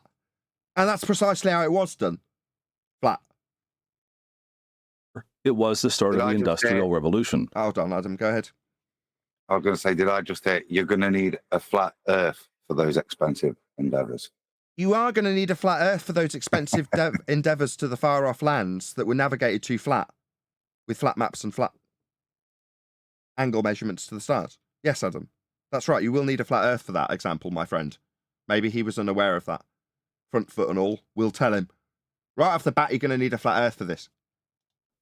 But it can be easy to miss the cruel and unusual circumstances facing the working and even middle classes during this time. If you were wealthy in England or an owner of the industrial paths to wealth, all good. If not, you often struggled. To quote from Charles Dickens, it was the best of times, and What the hell does this have to do with flat Earth? Well, you know, it was some people were poor, some people were rich. Just look at the imagery. That looks flat, though. the person that drew that's definitely flat. it was the worst of times. Women and children, for example, often worked in factories. One thing I will say, I love your sound, my friend. You've gone to some extent to make you sound good, and I'm really appreciative of that. And working conditions were not always safe. And over time, soot, sewage, and pollution became a fact of life. Science was also going through rapid changes and advancement. No, it wasn't. The methodology of science has never changed. It's always been the exact same methodology. Is this 19th century science that you're about to detail a technological aspect of the world that's improving? I'm going to suggest that it is. We shall see. Now, in our day, Albert Einstein is the kind of hero. Right, Albert Einstein, what science would Albert Einstein be doing? Because he's not very famous for his science, I can assure you of that. for science? Well, in the 1800s, the main star was Isaac Newton. And for most people, it seemed that science was exposing newer and wilder ideas and truths. Ideas and truths? Truths? No. Science establishes cause and effect validation through systematic experimentation based on a hypothesis. That's a scientific prediction. That methodology has never changed. What are you talking about? What's Newton done that's scientific? What did Newton do that was scientific, Adam? Not a lot. He postulates laws, doesn't he? But they're not science. He doesn't do a lot of cause and effect. Nope. Yeah, he disclaimed scientific validity to his own ideas. Oh no, but we are getting the development of the method, the refinement. So as you move into the early 1900s and late 1800s, you've got that thing that is what we would state as the method. This is still a lot of alchemy and a lot of bumbling, isn't it? We're very intelligent people, don't get me wrong, but a lot of what Newton did really wasn't what we describe as science today. Right, it's more alchemy. Day, there was a real opportunity for people to go into the world, explore, discover, experiment, and then return and report on your findings. Amateur science was a real thing too, and it served almost as a form of entertainment for someone to give a lecture on a new theory of this or that subject. That's not science. For some reason, the scene in the recent jungle. Dead. He's confused wild speculation with science at this point, and knowledge with science. He doesn't know what science is. It's obvious. Correct. Cruise movie always comes to mind, with Emily Blunt and The Rock standing before a group of bearded old men trying to argue their theory. This was actually not unlike how theories were aired back then in the scientific community. Yeah, they're not theories in any scientific context, and neither was your example with The Rock. It's just speculation. That's just speculation. It's not even started the scientific process yet. We won't go through. Everyone wants to get in on this bit. Go ahead. I just asked what a scientific community was. That's all. Is it a bunch of scientists that do experiments? There is no community. It's a method. I think what's being presented here is fair enough. These are things like the Royal Institution. So sometimes it might be somebody's quack theory. Sometimes there would have been real science, real cause and effect as they showed things. Yeah. So you're going to have a mixture here, but this is how the information was disseminated. It's described as amateur. It isn't. It's very rich people doing it. That's the access level, and that's where there was no internet. The books are being written. Yeah. So the most cutting edge, they're your live streams that you attend at these institutions that are all starting to form based on this empiricism, this new way of doing things to give certainty. So that you can have a lot of criticism when we're expressing it as scientific method at this point, because it's founding. Certain things will be flim flam, other things will actually be solid science, things that will be precedents for us later. There's a mixture.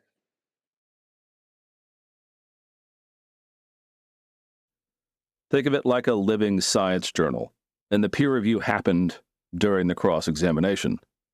But all sorts of incredible discoveries were being made, and all sorts of challenges to certain beliefs about the Bible were also being made, namely, the fossil record and the age of the Earth. The fossil record, eh? No, that's got its own inherent problems. We'll cover that another day. Mentioned in some other videos. That is important, though, isn't it? That is not science. It's archaeology. Just that. That is a misconception here, isn't it? He's going to use this and state it as science, but for whatever reason, I don't know what the age of the Earth's got to do with the shape of it. I suppose he's just setting the scene to show that we've got questioning minds. As you've expanded on it, Adam, let's just ask a couple of questions. when it comes to like fossils that they found, how do they know how old the fossil is? And well, what you want to do there is look at the age of the rock that the fossil's in. Of course. And then, stupid me. So they know the age of the fossil because they know the age of the rock that the fossil is found in. Correct? Yeah. Yes. How do they know the age of the rock? Well, you see, what you do there to date the rock is you look at what fossils are in it. Stupid me. So they know the age of the rock because they know what the age of the fossils they found in the rock. Of course. Right, you need to know the layer because of the type of fossil, and then you have the type of fossil, so you know that layer, and that's how you know how old it is. Yeah, you know the age of the rock because you know the age of the fossil, and you know the age of the fossil because you know the age of the rock. It's all very obvious, Arwen. Correct. It all checks out. What's wrong with you guys? That Come the on. discovery of dinosaur bones is happening here in the early 1800s. And before long, the scientific community begins to cast doubt on the age of the Earth being young. Now, it needs to be pointed out already that these issues were not controversial, even if they were not often discussed. Since at least St. Augustine in the ancient church, the age of the Earth was not considered an essential doctrine. He got him to thank for our New Year celebrations. Even argues. Like at some point, you got to mention measurement, dude. Like, this is pitiful. Yeah, what are they all basing their scientific expansion of their knowledge on thus far? Well, we already covered that, didn't we? When they're doing their expensive endeavors, traveling, they've already mapped and negotiated the terrain as flat. Right. I'm still none the wiser as to where the idea has come from of the Earth being flat. When is that part coming? Well, it's already established in this narrative at this point. By the guy? Seems that they're questioning. Well, he's introduced this point with regards to the age, where at this point he's kind of alluded that the definitive source is scripture, and people are starting to now question scripture with regards to the age of the Earth. So I assume he's going to draw an analogy next with the shape or the nature. Well, wouldn't that be the origins of globe Earth? Because he's essentially alluding to the idea that up until this point, everybody knows it's flat, and now we're going to start questioning that fact with the notion that we're now all indoctrinated. Who's making that bloody noise? Sorry. He's going to question the notion that we're all indoctrinated with flat Earth up until this point. Isn't the origins of flat Earth going to start with where flat Earth was originated? Well, seems to be that if he's using this analogy, everybody thinks it's flat, and it's only questioning. We're using the new emergence, the new enlightenment of Newton and scientific discovery, that these scientific discoveries are going to be the things that make us question scripture in terms of the age and nature of the shape of the Earth. So that seems to be what the analogy is drawing, but that would then imply that everybody thought it was flat from the beginning. Go on, Eli. Yeah, we can't answer Arwen's question simply because it's always been experienced the way it's always been experienced.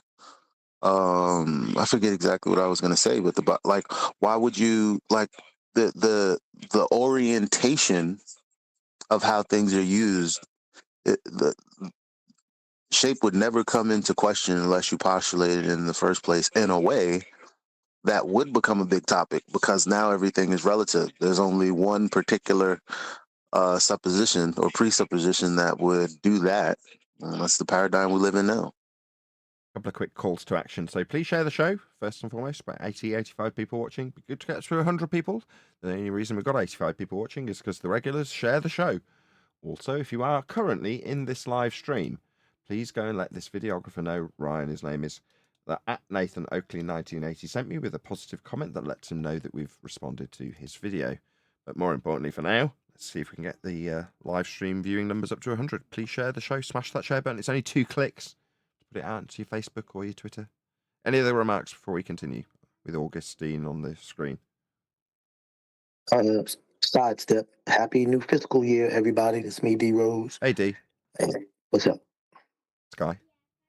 That it doesn't matter. So the age of the Earth is not an issue of core doctrine for Christians ever in history. On the other side, though, the spherical nature of the Earth was never a dispute. What? What the hell is he talking about? What's he talking about? Shit. The spherical nature was never in dispute. At what point was it established spherical? We haven't established that yet. So what is taken is, Adam and I have inferred that, all right, okay, so within this story, it's just flat up until this point then. Whereas he's just taken that into a complete non sequitur and gone, well, it's always been spherical. What? So he's used it as a juxtaposition as opposed to an analogy. Yeah. Which is fair enough. Okay, if that's your claim, but that's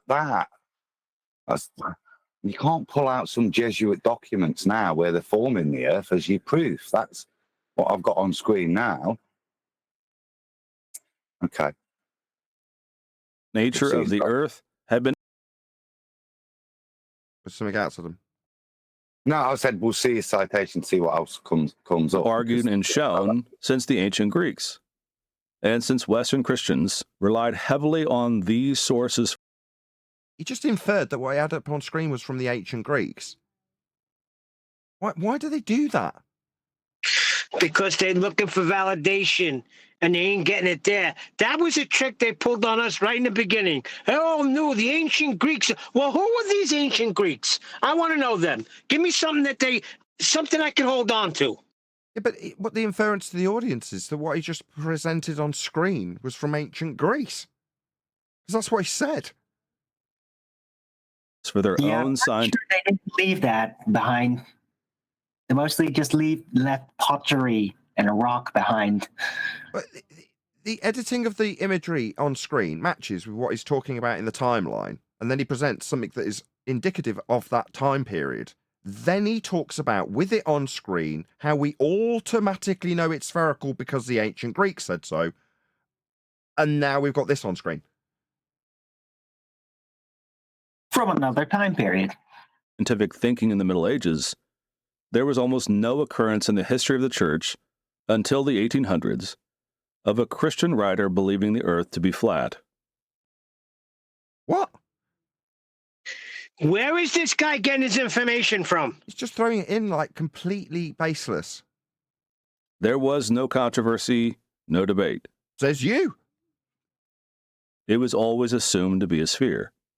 I used to always Yeah, this is crazy, man. This is crazy talk. That's literally how I was taught it not to be by mainstream history. How it was all flat. Everybody thought it was flat in medieval times. And then these revolutionaries from the church showed it was a globe. What the hell is this guy talking about? He's starting his own narrative.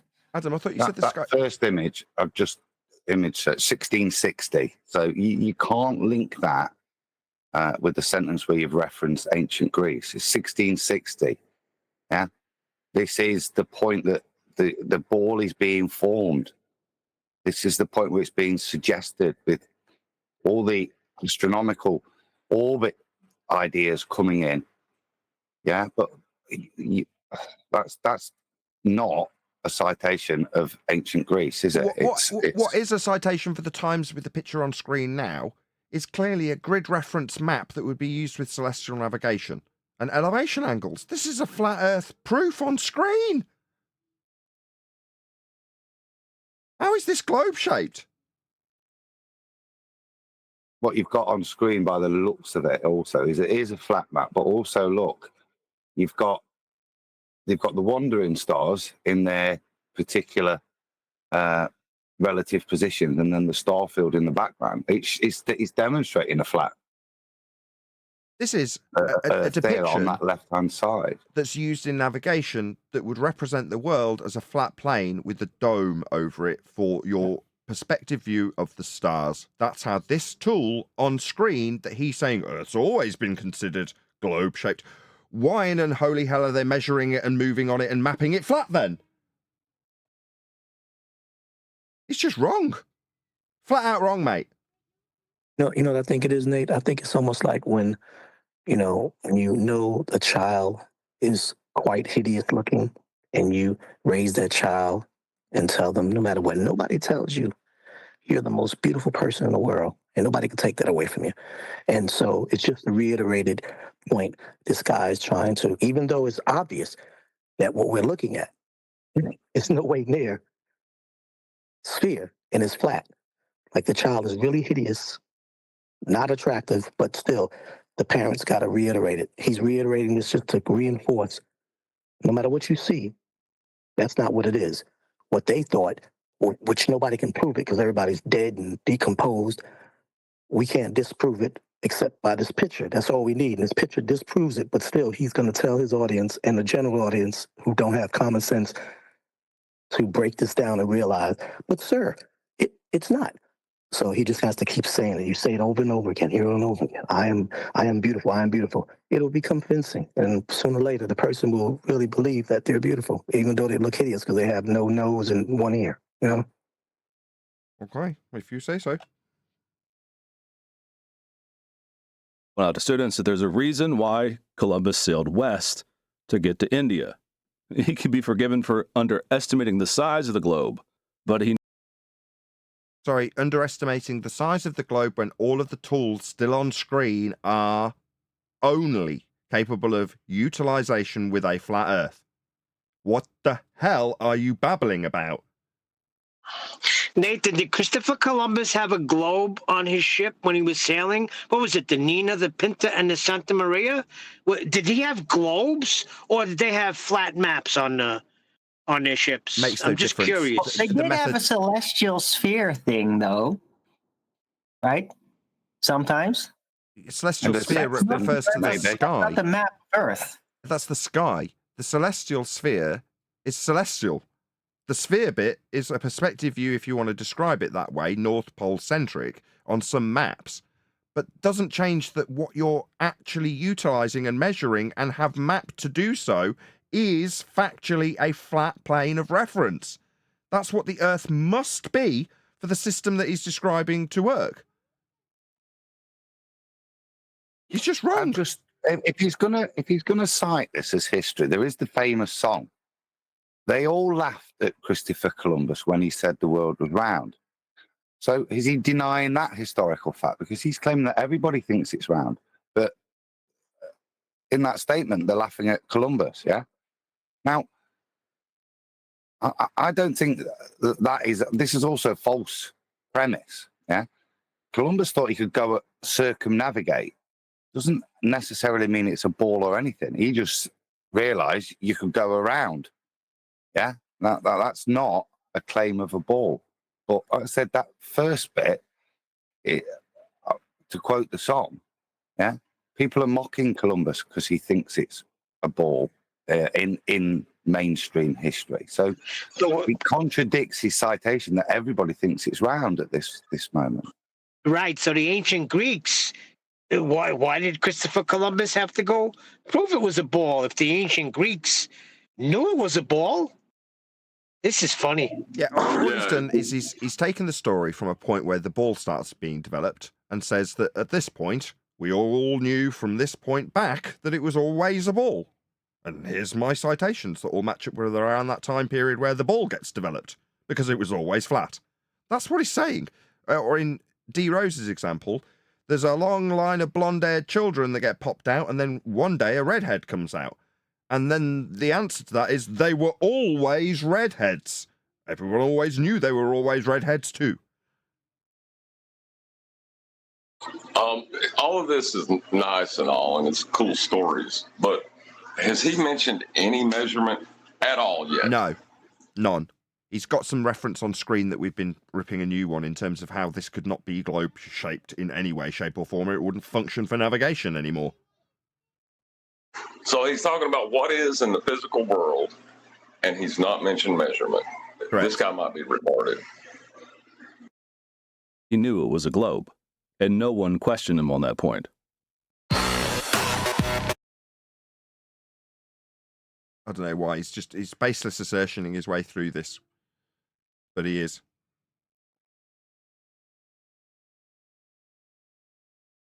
Ads. Sorry.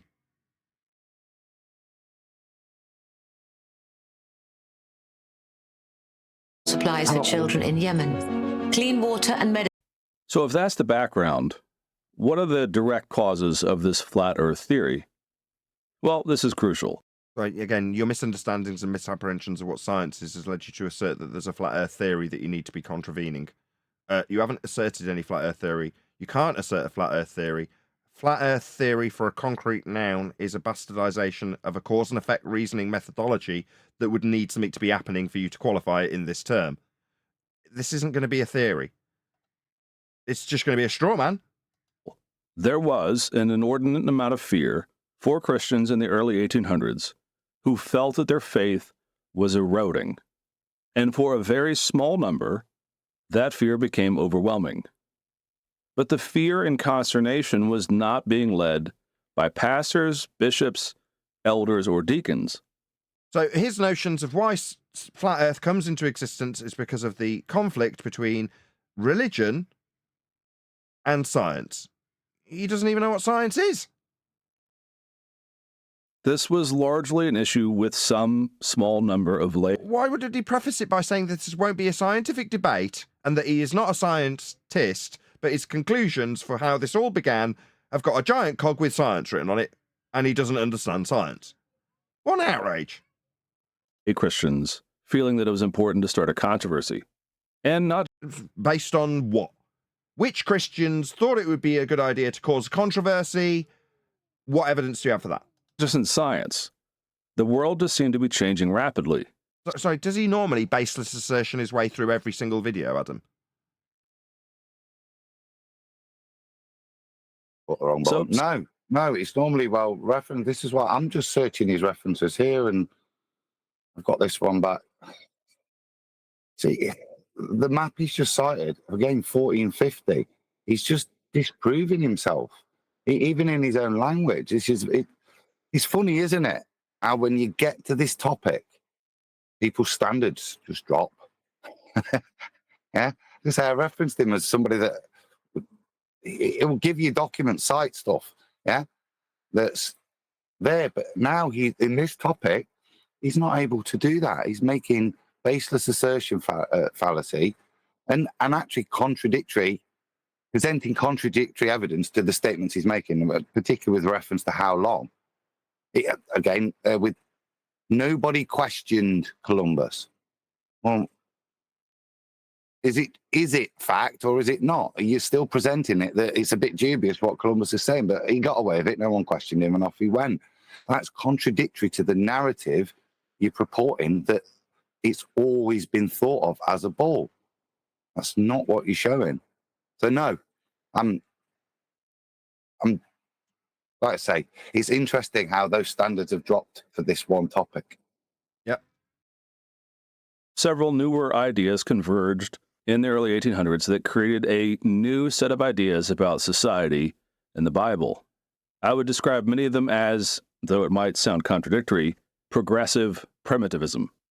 And what I mean by that is that throughout history, whenever there's a fear about something being lost in a culture or society, there is often this attempt to, quote, reestablish what we are losing and hold our ground. And contextually, that's Christianity that you're slagging off as opposed to Flat Earth, because it hasn't been contextualized by you in this vein. So Christianity will be the reasoning behind people wanting to put their foot down and get a better, like we're describing, front foot forward? Because how's that Flat Earth related? It's just Christianity, according to you. This is true in religion, this is true in politics, this is true in a lot of areas. The problem is that sometimes the ground that is being held was never part of the olden days in the first place. So the instinct to be primitive, old, or traditional ironically winds up introducing something new. Hence the somewhat contradictory label, progressive primitivism. What the hell is he babbling about? Folks like this form up rank and end up defending a point that was never defended before. So what did a few people turn to? Well, socialism and flat earth theory. First, in the early 1800s... What? Yeah. Wow. How long have we been in? He's literally flipping it all inside out, man. He's flipping it all inside out. The whole socialists were all like freaking globe enthusiasts. All of it. He's just lying. Go on, Refracted. You could grant all of his nonsense up to this point, and it is all irrelevant. Measurement is what matters. Is he ever going to mention a measurement at any point?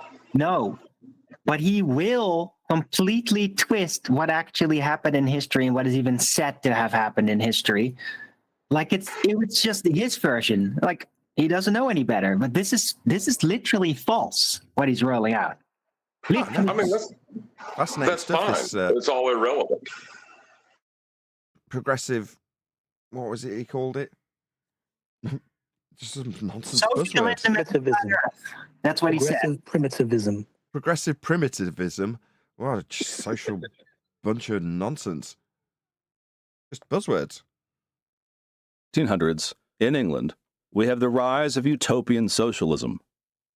This is a movement often referred to as Owenite or Owenism.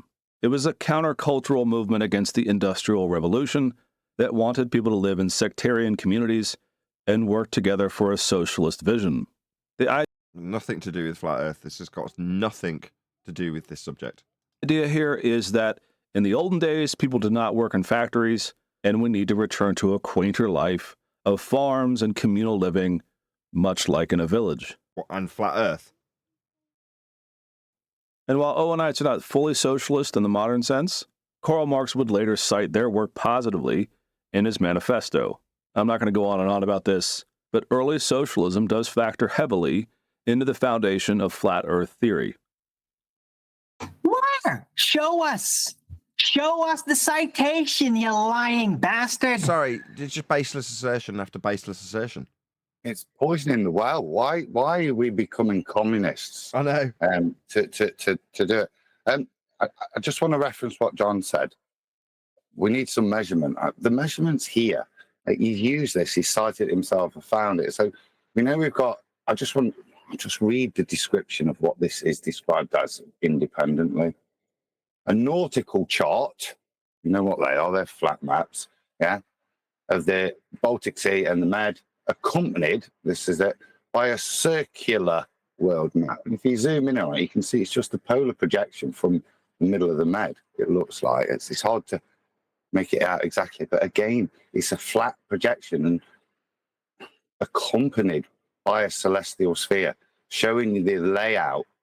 Yeah, because there's all the planet, the wandering stars, and then there's the star field. And you see in the old order, the old flat way of describing things. This is how it's done. Look at it. That's not on a ball. It's flat. Yeah. There's the star field in the outer heaven. Yeah.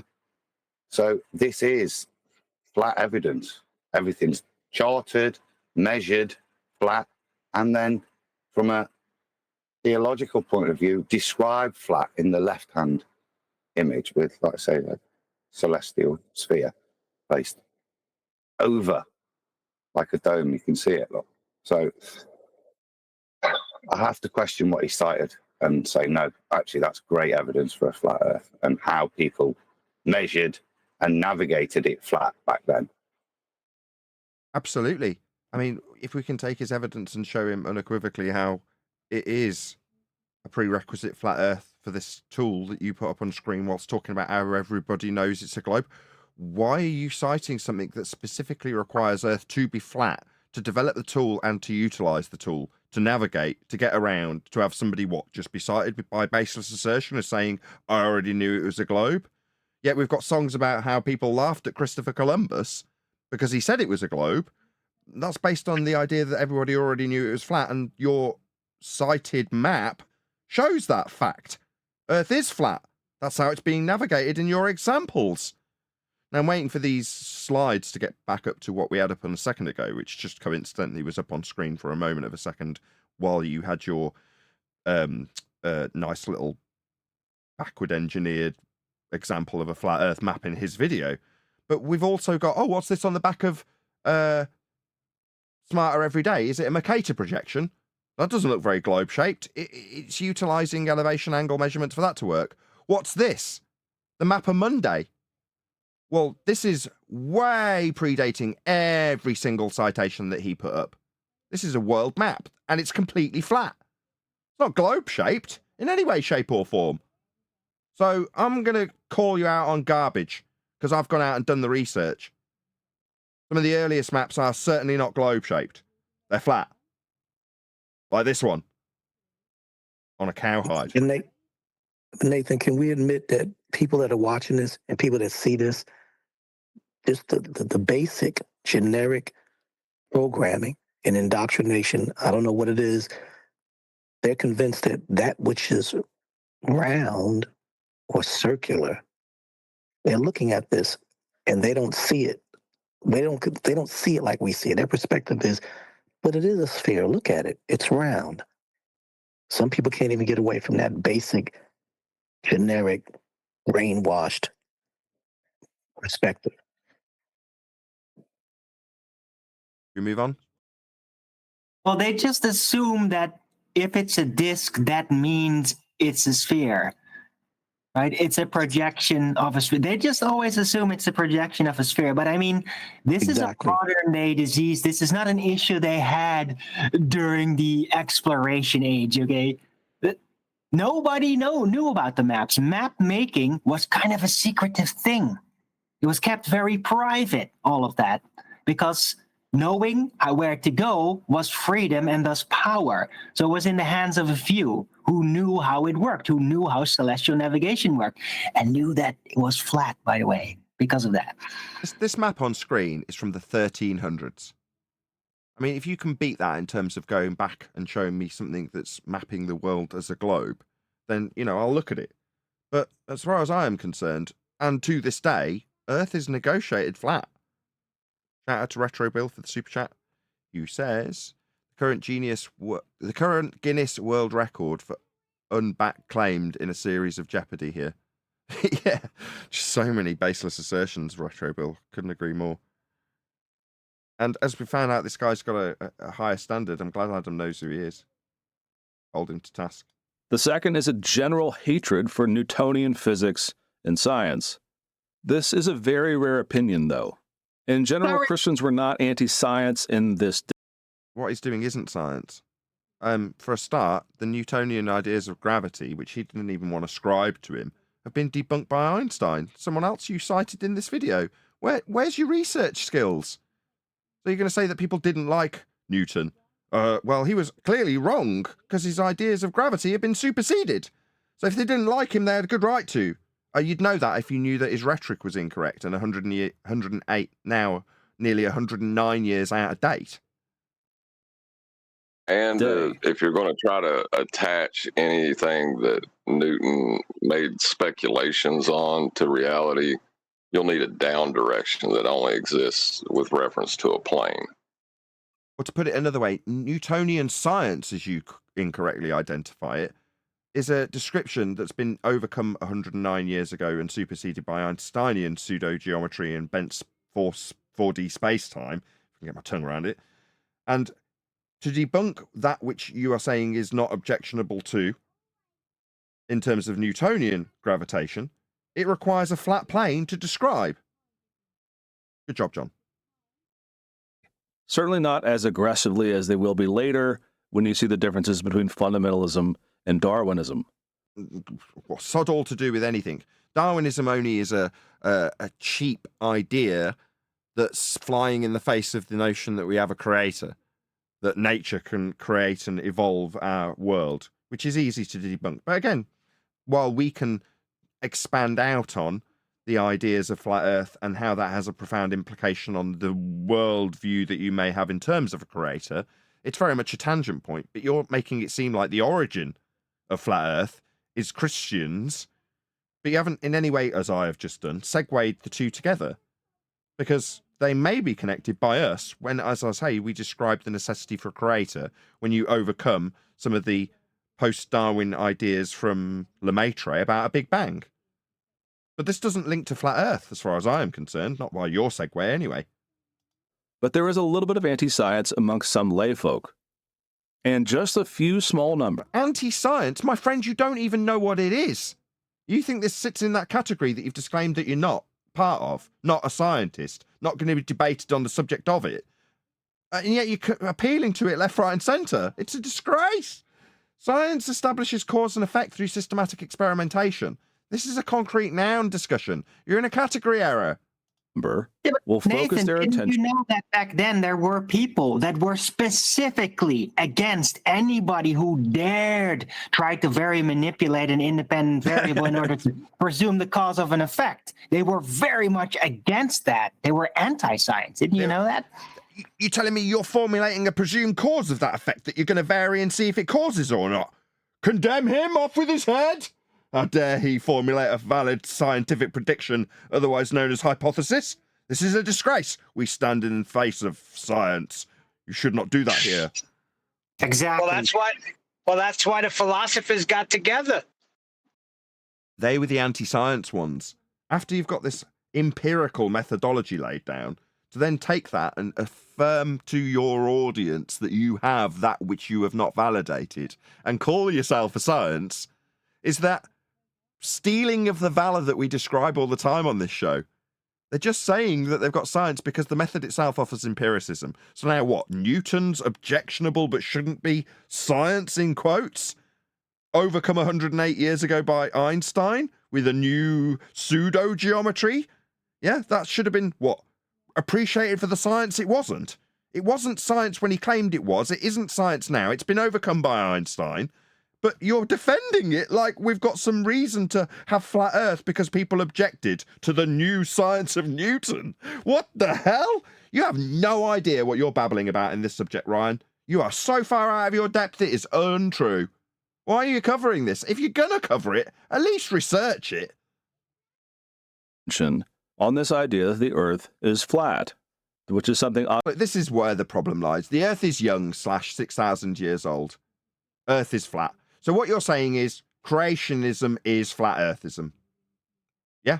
You young earth creation guys in the Christian fraternity, they're all flat earthers by this brush. What? You're having me on. No, number one, there's plenty of flat earthers that aren't Christians. Number two, there's plenty of Christians that believe the earth is young that definitely don't believe the earth is flat. So this is just nonsense. Oddly, Newton never had to really argue. Sorry, Adam. Isn't it? He's now describing heated debate from Christian fundamentalists that are young and all of these. But he's saying his initial claim is that everybody thinks it's a ball and has done infinitum. Yet now suddenly there's this heated debate as the new emergence of science and the new Enlightenment way of thinking comes in and challenges it and says it's a ball. This is contradictory to what his claim was, that it was always I'm confused. Sorry, they came in and challenged that it was a ball, so they were challenging everybody who already knew, and it had been like that since ancient Greek, and they all knew it to be a ball. They came along at this particular time period and challenged them that it was a ball, and met with great opposition from the people who all knew from the times of the ancient Greeks that it was a ball anyway. Obviously, that makes total sense. No, they all understood and appreciated and navigated it flat, and then these tossers come along and start telling him it's a ball, and everybody's in great opposition to that because it's a recent thing. Being on a ball isn't that old. Well, he is keeping it in the context of religious belief. He's not mentioned measurement one time. So that's where he wants to keep this in a place where it can be argued. You can't argue measurement. Oh, he can argue against young Earth creationists, therefore, if he bundles them in with flat Earthers, it's not a discussion of measurement. It's just a discussion of your religious faith in young Earth. I mean, flat Earth. You four. But more importantly, they're going to double down on the age of the Earth.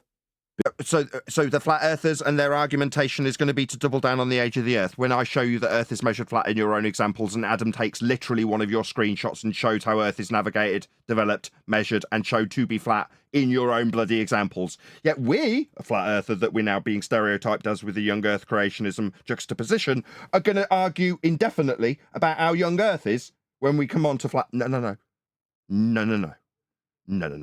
We're going to tell you how Earth's measured flat. Punchline, Neil, punchline. We're going to tell you how Earth's measured flat. immediately the moment you arrive here. And we'll see how you cope with that. That's what we'd do. It doesn't matter how old it is. It's measured flat, navigated flat, and has been for quite some time, even in your own examples. What are you going to do with that? Tell me that I should be arguing how young Earth is? Yeah, you're not going to last very long in this arena, my friend. Go on, Neil. We never ever talk about the age of the Earth. What the hell is this guy talking about? He needs a stereotype to win against, so he's got this straw man set up with nobody to oppose, and now he's going to take it apart in the rest of the video, undoubtedly. Being roughly 6,000 years old. Okay, so with that in the background, we can discuss the origins of flat Earth.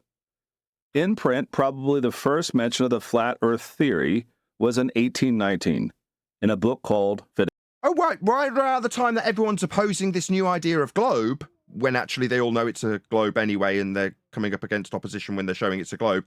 Right around that time is actually when you started having problems with flat earthism. I see.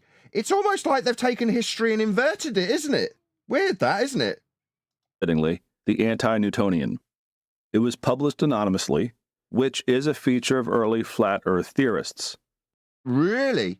So even though you've got early flat Earth theories now emerging, from the globe that they all knew, and they're opposing the globe that they're showing it to be, none of this makes any sense.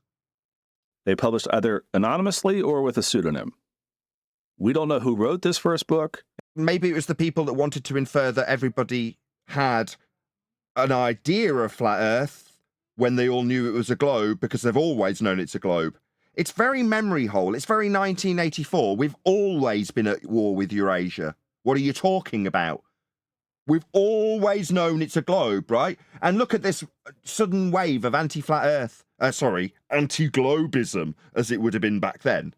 Look at all these anti-globers, when we've all known all along, haven't we, folks? Since ancient Greece. Because that's what they'd have been saying when they punted this. Yeah, what do you mean you don't accept that I'm saying it's a globe? We've known since ancient Greece, you dumbo. Said the con artist. Shill. And what the inspiration was, but the book was picked up and became the main inspiration for a man named Samuel Burley Rowbotham. And it is Rowbotham who will be the founder of essentially all flat Earth theories that come after. Really? I'm going to go with no. I'm going to go with they were measuring it and navigating it and travelling on it flat well before Rowbotham existed. He just stood in opposition to this newfangled new idea that nobody accepted up until that point of the Earth being a sphere. He stood in open opposition to that, so he was made an example of. Understanding who Rowbotham was is a bit of a challenge.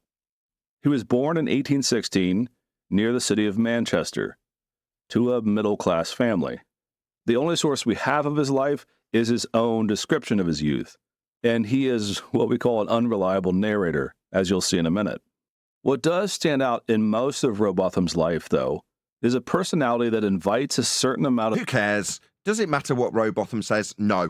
Does it matter that Earth is being navigated flat at this point? Yes, it absolutely matters. Does it matter that Earth is still navigated flat now? Yeah, that matters. Does it matter that GPS is ultimately using a flat plane of reference? Yeah, that matters, because I can show how Earth is being navigated flat to this day. But we're going to make it about this guy and how incredible he is. So it's all about one man and how credible he is suddenly. No, How Earth's dare measured you, flat. Nathan? Don't talk to the founder of Flat Earth like that. Hold on a second. Brian always says how this guy, they take this guy and they make him an example, and they character assassinate this guy. Yeah, that's So where that's it what he's begins. going to start doing now. You say Earth's flat? Look at what we did to Rowbotham. See how we made him a stupid idiot and locked him up and made him into a fraud? That's what we'll do to you if you oppose the globe. So don't be opposing it, because we will character assassinate you, the person. Not your arguments. But it's all very important that we all know at this point that Flat Earth started with this man. And this man's not credible. All right, what about the maps and models that have been utilised up until this point are still used to this day? What about the flat grid system that's used in the GPS system that you think is global? It isn't. It's flat Earth based.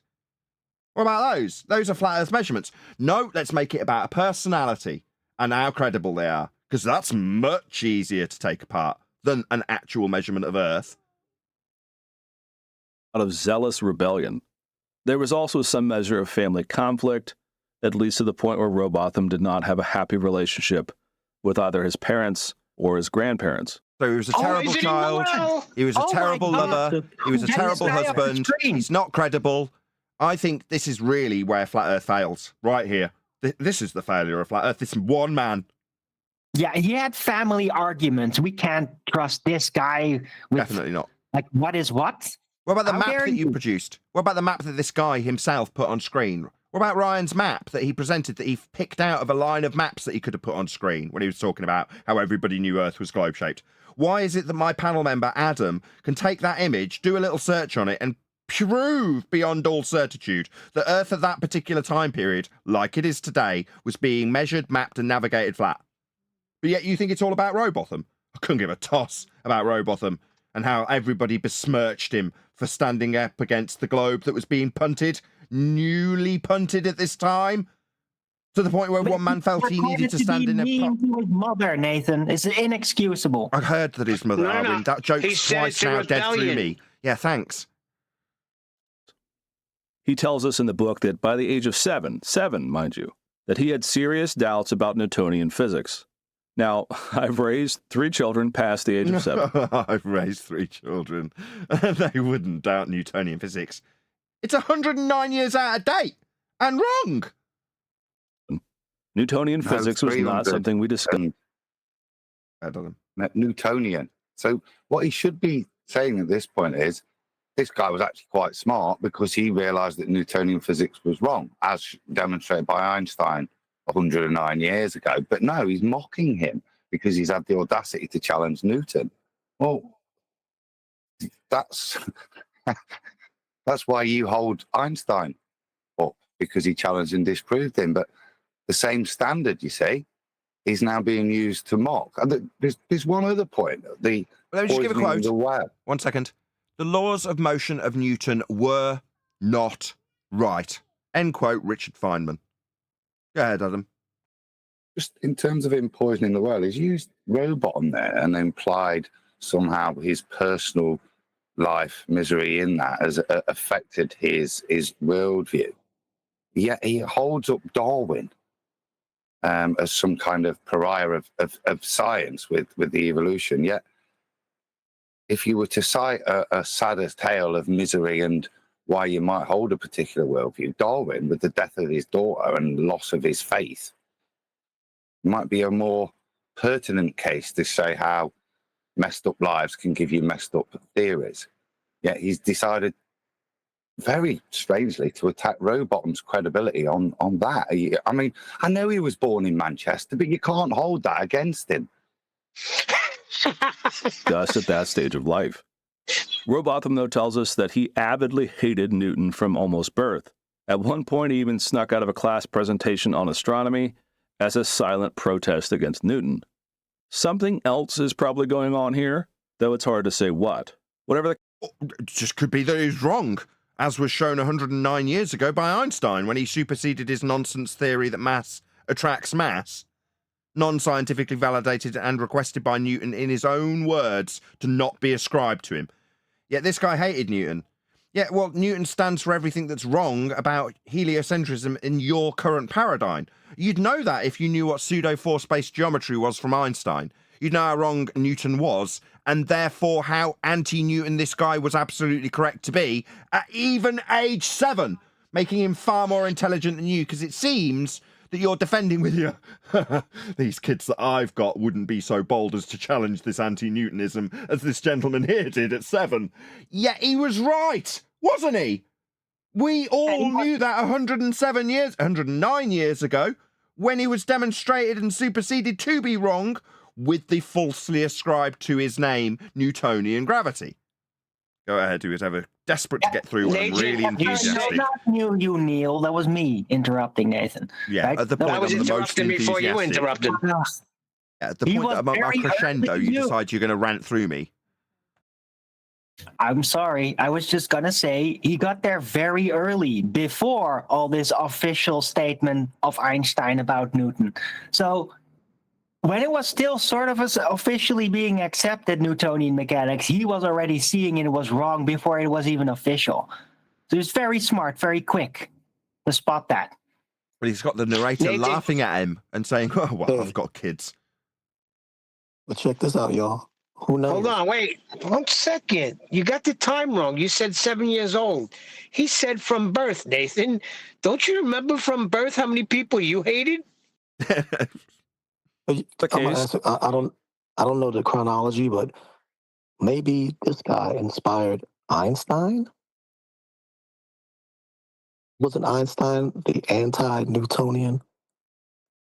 Either purporting way, in their own rhetoric, icon? either way, this guy's mocking Robotham for being anti-Newtonian. Okay, well, that, as it turns out, was the correct position to have, but yet he's being mocked.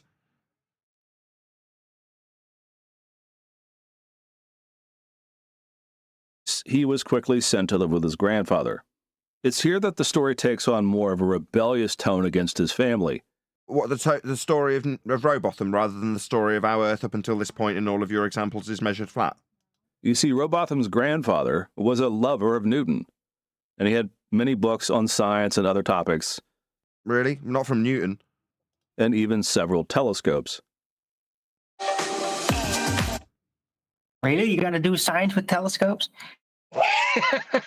The young boy, the mountains and the moon, and other astronomical wonders.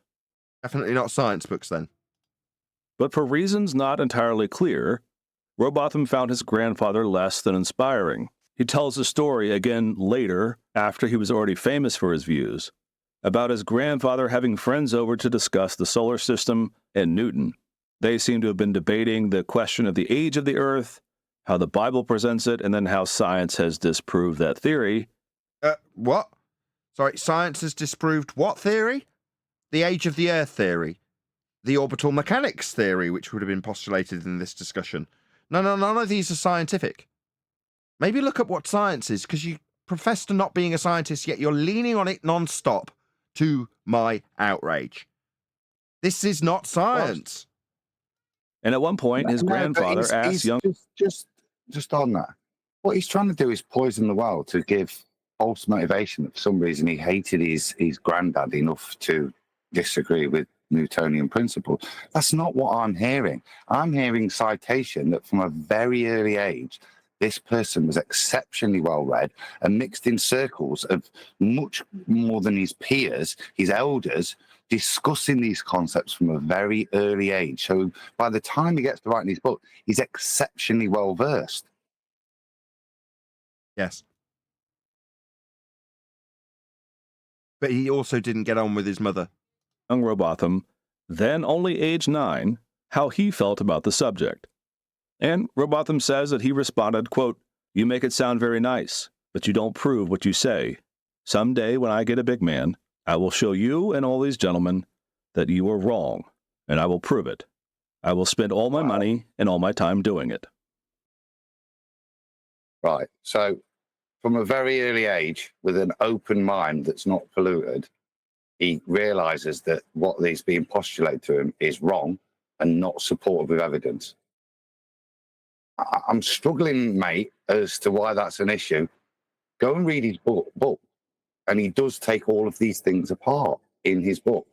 Yeah, the Earth is not a globe, using zetetic astronomy, which is a much lower standard, but sufficient to attack the globe in a lot of its presuppositions. He'll also use observation to destroy it. Yeah, I'm at a loss as how you can only bring into question this man's personal life in a very dodgy way, like I said, which to me validates him as somebody that's spent many, many years studying it and, like us, asking for the actual evidence of the ball. It's a fantastic citation from him, from our side. I'm not sure how he's going to use it. No, this is obviously apocryphal. My youngest, again, is currently 9, and I've been around plenty of kids about this age. This is not how a 9-year-old speaks. For one, a 9-year-old is rarely concerned with abstract reason or proof of scientific theory. But also in the same quote, the inclusion of that oddly toddler-like speak of "when I get a big man." It's not how a 9-year-old who grows up with an iPhone and is just staring at it behaves today. No, I'd agree with you. Yeah. It's not now a 9-year-old who sits in front of the TV all day would behave. But in the mid-1800s, a 7-year-old that's got nothing else to do other than read books, and he's interested in listening to his granddad, yeah, and all his peers discuss pretty intelligent stuff. That's what he was exposed to. That's what he would become. Yeah, that's all there was for him to entertain him. Looking at the stars, looking at his granddad.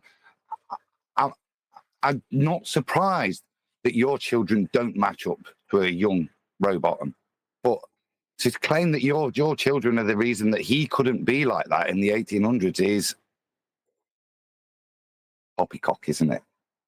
I mean, I would say it's top quality primary source research, actually, Adam. This guy's standard's fine from my perspective.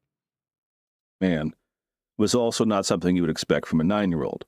So the quote is simultaneously too... See, my reasonable expectations are pretty much a historic standard. advanced and too simplistic to be what a 9-year-old would say. Exactly. I mean, by my reasonable expectation, there's no way he'd be saying this. Job's a good one. What he would say, though, is that a 9-year-old Newton would talk like that. Oh, a 9-year-old Newton would be talking in equations.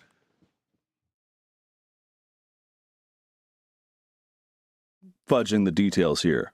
Now, of course, throughout history, this sort of myth-making is very common for the founders of movements. Plenty of people retroactively credit their later views to their younger selves. It happens. What is clearly at issue for Robot... And that was exampled as the case here because you did fantastic primary source research on the quote itself. You have demonstration that it was only published after he was an adult. What basis do you have in terms of you citing it and then decrying it? I mean, the standards are poor. Gotham, though, is not science, but a specific anxiety about his own faith. He had... Sorry? So what he said couldn't possibly be what he said because he wasn't the right age and you don't think he could said it, and you're going to reinterpret it as actually his anxiety about his own faith when he challenged Newton's ideas of heliocentrism, presumably. Not that you've qualified what that context was. I'll just do it for you so I can respond. No, why would we recontextualize anything? I mean, if you take what is written and can qualify the standard of the primary source research that you either did or didn't do, I'll take it off that historic standard. This guy's a historian, according to my panel member. So that should be the standard that you lay down, right? Not whether or not you think it's reasonable for how an 8-year-old or 9-year-old behaves, and therefore I'll reinterpret what I don't believe is true to be anxiety about faith. Why? I just don't get it. Some point comes to the conclusion that the ancient Hebrews of the Bible must have believed in flat Earth, and therefore he viewed modern science as a showdown between God and materialistic atheism. You got all that from a quote from an 8-year-old you said wasn't right. Wow, amazing insight. This is actually how he frames it. Newton may be right, he said, quote, and if...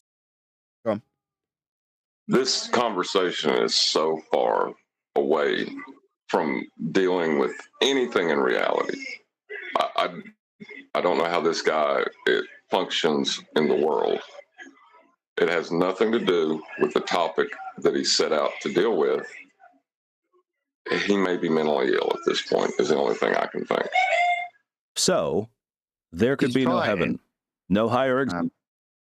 He's trying to paint a case, isn't he, that flat Earth only emerged in the 1800s. He's not done a very good job so far, but this seems to be the mainstay of where flat Earth emerged from. It's a cult communist uprising caused by an idiot savant child who couldn't talk like that in the 1800s, and it's just a consequence of fundamental Christian behavior having issues with the Bible's contradictions to a globe Earth. That seems to be what he's claiming, that's where flat Earth came from. Prior to that, well said. That's funny because I don't remember becoming aware of reality at 8, 9 years old and saying, wow, I live on a sphere. That never came to my mind. By that standard, there is absolutely no way that Robotham could have...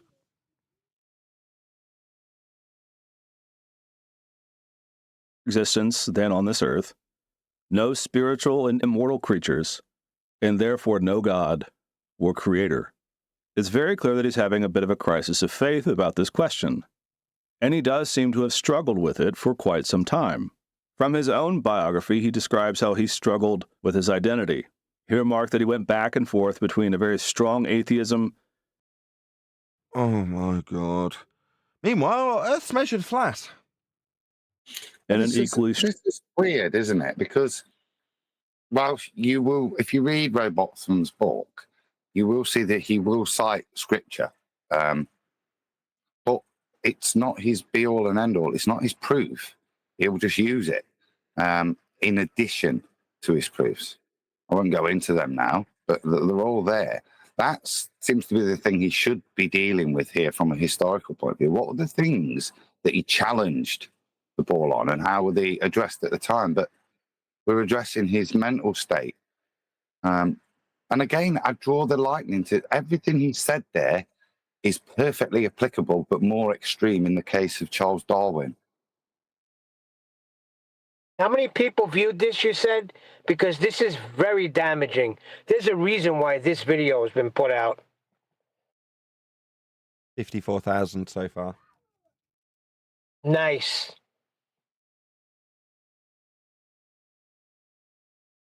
strong form of fundamentalist zealotry. Gray areas are just not Robotham's thing. Whatever struggles he had as a young man, Robotham quickly found an anchor in socialism. Again, this is the Owenite ideal of the 1800s. But at just the age of 21, Robotham had already sided with socialism and found a community in Cambridgeshire, just north of the city of Cambridge, in an area known as the Fens or Marshlands. In 1838, a former Methodist preacher named William Hodson had established an Owenite community there. Oh my God, this is boring.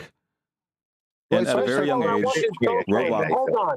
Okay. That wasn't socialism. He was trying to go back to the early church when they all lived in common, where they took care of the elderly and the freaking people that didn't have. It wasn't totally different from socialism.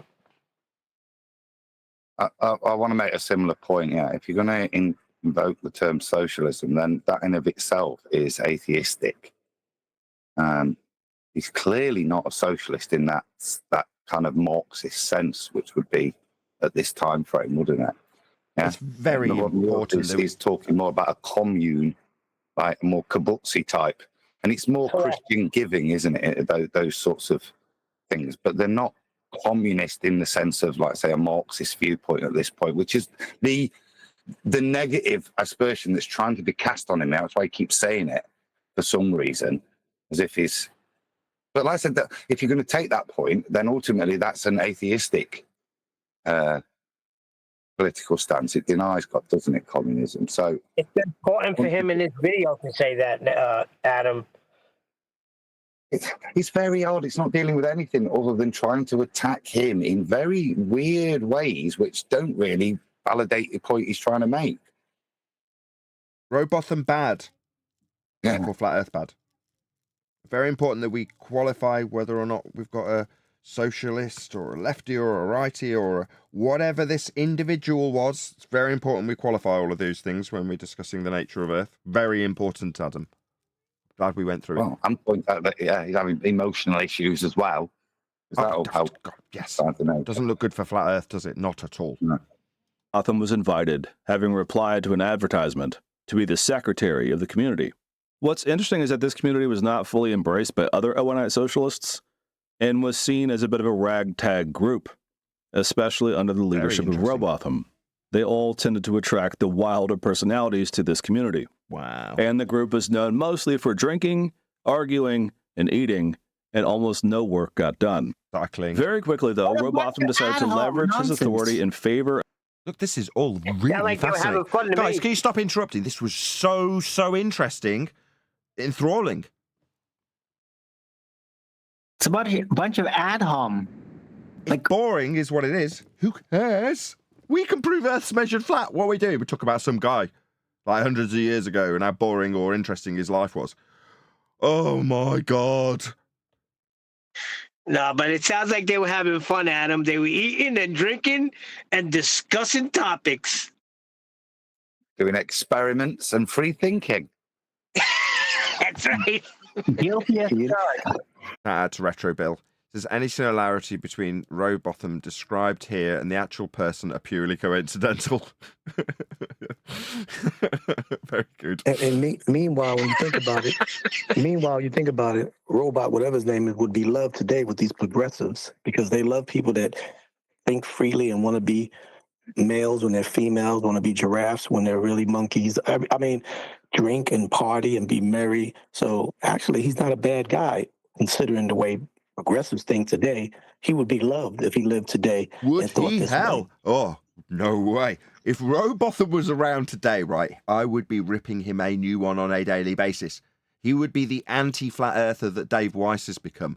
I'd be going, why are you showing them a perspective view versus an orthographic view so they can call it refraction? Why are you even arguing about what the horizon does? We don't have a claim about this. If you're going to claim the horizon does anything, reference it out to all the navigators. All use it to reference a horizontal plane of reference.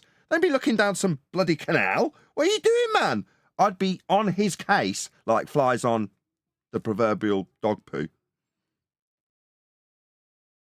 I wouldn't think be- he'd soon catch up to speed, and there'd be probably a panel member within a short time. As long as he could get over his drinking, arguing, eating problems. I agree with Adam. He would have got on board with us. Nah, not at all. He'd be like, nah, I've been down to the lake. I'm emotionally and financially committed to this telescope observation. And you know what? I've got an app that shows all the world how my telescope observation works. And I don't want you standing between me and that app. So don't be telling me that I can't use no orthographic representation of a horizon I'm not making a claim about when I take apart a globe claim that I'm not claiming. Not reasonable. Got apps to sell. Haven't you, Rowbotham? No. That's wrong because he said he would spend all his money to prove he was right. So I don't think he's interested in selling apps. He was interested in the truth, and the character assassinated him even till this day. Or did you hear how he treated his mother? These things are very important. Of his other views on flat Earth.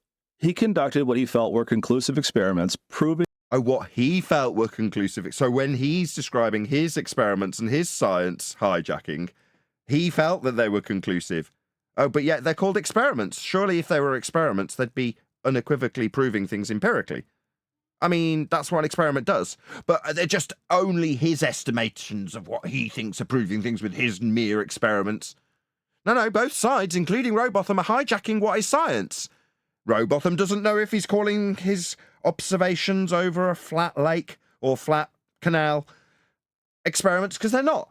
But likewise, neither is Newton doing any experimentation. Everybody's just stealing valor left, right, and centre, even the flat earther in this instance. the Earth was flat, homebrewed experiments of various kinds. Homebrewed experiments? How much yeast did they use in those? No, my friend. Experiments establish the cause of an effect you observe in nature. That's definitely not what Rowbotham's doing. That's why I say he'd probably be public enemy number one if he was a flat earther around now. And then, armed with this proof, Rowbotham then demanded that the community embrace these views as the entire truth based on Scripture. Yeah, I'd have given him a thick ear for that too. Bloody flat earth evangelist. Now, as you can imagine, a group of free-thinking socialists don't tend to like to be told what to do.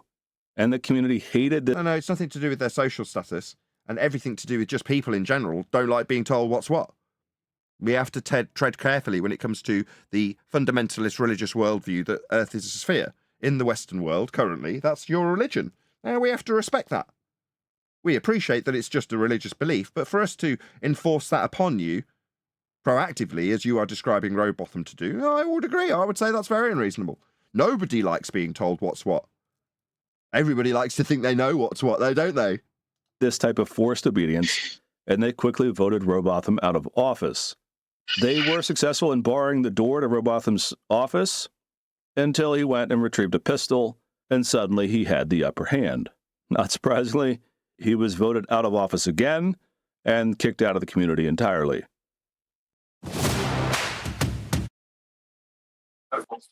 I like him. Well, he managed to paint flat earthers today as socialists. Anybody who hears this video, oh, those flat earthers are socialists. Right, Adam, what you got up? I assume it's Adam. Is this Arwin? Darwin. Arwin? It's only Adam and Arwin that tend to present without saying anything. But Arwin's presented it and just buggered off, which is fairly Arwin. But there we go. Such is life. We'll carry on. Robotham now turned his attention away from both socialism and astronomy to another pet project, finding the medicinal formula that would achieve immortality. Now, it may be easy to lampoon this, but such theories were around in that day. But what is interesting here is that, again, Robotham delves into a subject that he has never studied or been taught, and he has zero problem claiming to have official credentials on a subject that he's never really looked at. In this case, he wrote under the pseudonym Tryon. Sorry, a subject he never looked at, but simultaneously looked at from 7, by your own reference. Oh, gotcha. So where Adam objects, pointing out that he's highly credible in terms of the research that he's obviously done and dedicated his life to, he's got no right looking at this subject, really, or commenting on this subject. And then later, switched to just calling himself Dr. Robotham. His theory was interesting. He believed that the body hardens over time. He noticed, for example, that infants have soft bones and that the elderly have stiff joints and other signs that suggest the body has hardened over time. He alleged that the body... Who cares? None of this is relevant. ...does this because it takes in quote-unquote earthy elements. I'm going to just... How dare you? He wrote this under a pseudonym, for crying out loud. Anyway. Under another name. Why are you tying this in? He's just said earthy. We'll hear why, maybe. If earthy isn't, then we'll spin on. Elements like salt and bread, when in fact a healthy person should focus on potions that de-earth the body. His first suggestion was that nitric and hydrochloric acid would work, and later he settled on colon. This short work taught of astronomy. Now, it is clear at this point that he has borrowed most of his ideas from the 1819 pamphlet called the Anti-Newtonian. This short work taught the basic theory that the world is a flat disk with a wall of ice around the edge to hold. So kind of like Feast of Nonsense. So we're basically now going to get into the early permutation of the Feast of Nonsense that we still hear parroted by flat earthers to this day. This is the original. Oh my God. You stopped. This is the original propaganda for Feast of Nonsense. This is where that began. So what is actually researched is how did they originally start to deceive people into being on a globe? And then we've got dates for it. And then how did they counteract the people who braced against that notion? Well, here's the propaganda. And what we have to this day is based on this propaganda. Hold in the water. Robotham began to write similar views under the pseudonym Parallax.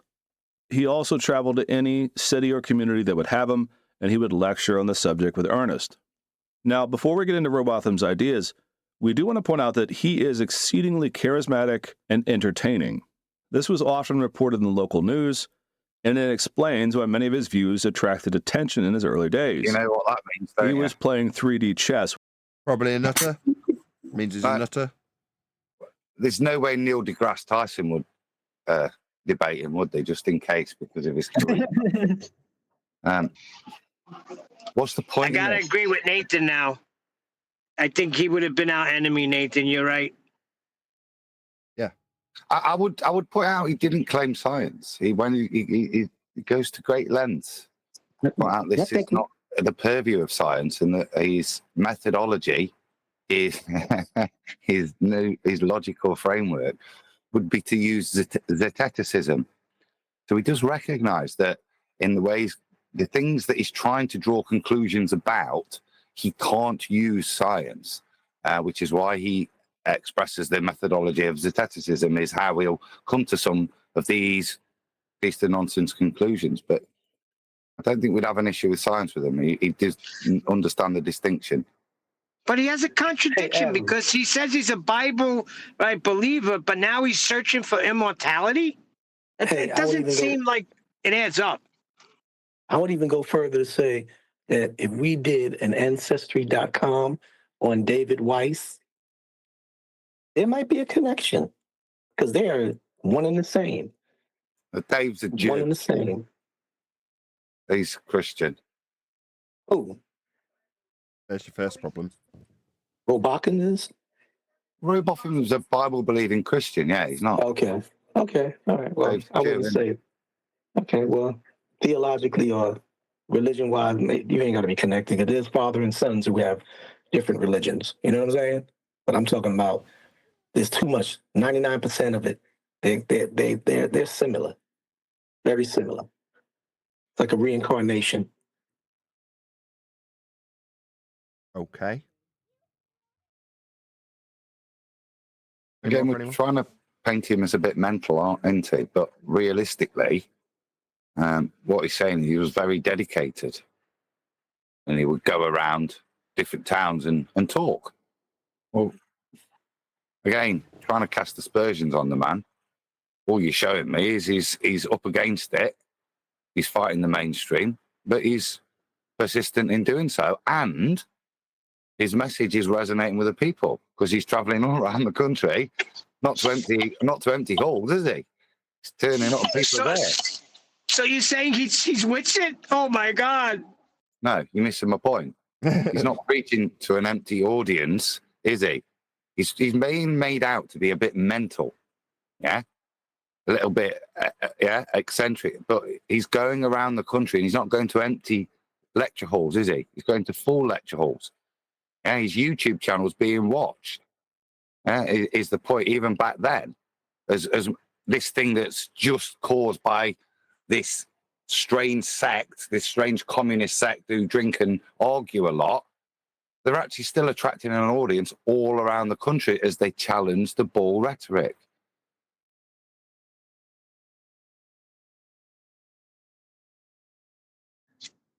That's the shit that the trolls do, except they do it really whiny. This guy did it all serious, but it's just whining. Yeah, but look what he's doing. He's damaging.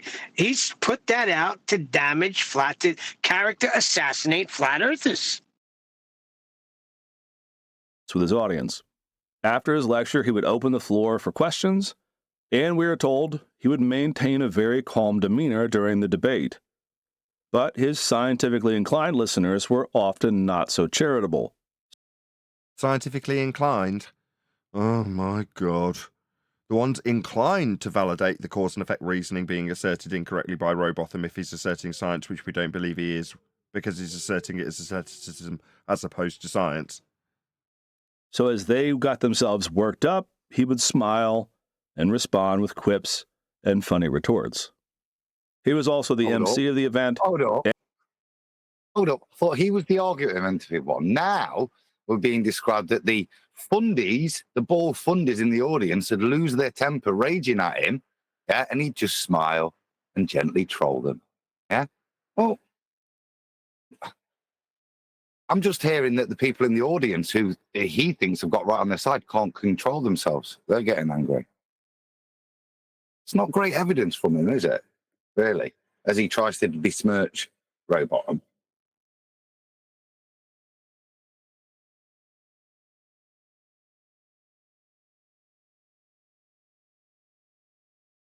This guy's basically storytelling.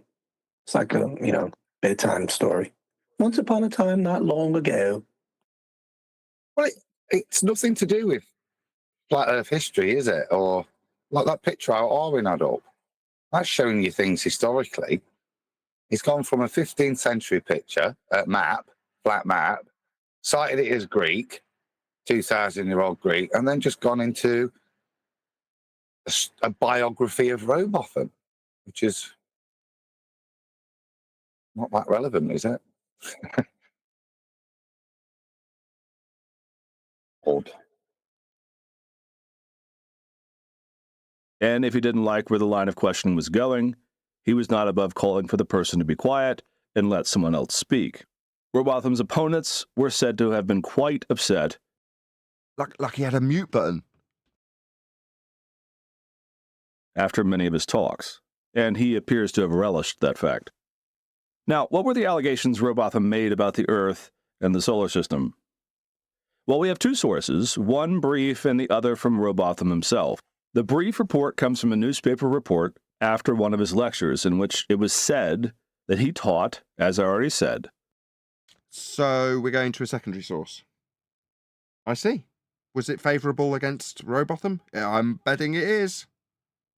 The flat Earth theory and the notion that the Earth was surrounded by a wall of ice. The report goes on to say that underneath the Earth is endless fire, which is why we see volcanoes. He also is reported to have argued that the sun, the moon, and the stars are made entirely of phosphorus. There's that dabbling in medicine coming back.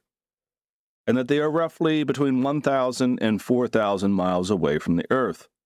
The sun, he said, is all unnecessary claims according to the paper. But there we go. Like I say, Robotham wouldn't be our biggest... I wouldn't be the biggest fan of Robotham if he was around today punting this nonsense that he doesn't need to be making claims about. But there we go. I think he would be very popular with the guys like Whitsid and Ken Wheeler and Jaron. Absolutely. He'd be a leader. Two very different things, though, aren't they? Where we draw a line. We don't go out there and say, this is our colloquial flat earth theory. This is what we think is out there. This is what we think is underneath us. Yeah? They're two very different things, aren't they? Him now coming out with a theory and whether or not people always believed it was a ball or not. Very different things, and not the initial point of what he's trying to raise. Whether Robotham did a feast of nonsense, and clearly he does look, he conceptualizes the world he thinks he lives in based on reality. He comes to a conclusion as best he can, which we describe as the feast of nonsense, yeah, which we would hold him to today. I think he'd probably be aware of that. That, like I say, that has got nothing to do with whether or not people thought the Earth was a ball or round historically, a ball or flat historically. It is moving towards the Earth, and before long it will come close enough to burn off all the oxygen, and we humans will become essentially bioluminescent, giving off our own glow to see around us. But he argued since the sun was phosphorus... That sounding a bit Ethereum. We're going to have light bodies. And even though our oxygen will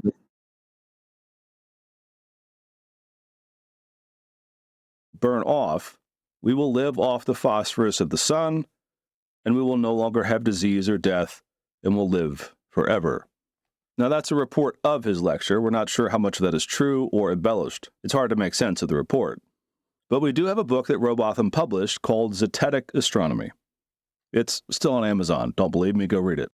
And that book is certainly his mature views on the subject, where some of the ideas about the sun and our becoming glowing, immortal beings is not discussed. Zetetic is from the Greek word to seek, though there's a Latin word of the same root. And ever since, zetetic has often been a synonym for flat Earth theory. I see. So, because you say it's a synonym, it becomes pseudoscience like you guys claim. Or it could just mean zetetic. I'm not sure if he's linking it to certainly flat Earth views today that anybody would cite Zeteticism. Yeah, it's kind of useless. It's good guesswork. Rule things out, but that's all it does. It doesn't prove anything. It admits that. So to now straw man me to say that I use a zetetic viewpoint to come to conclusions is disingenuous.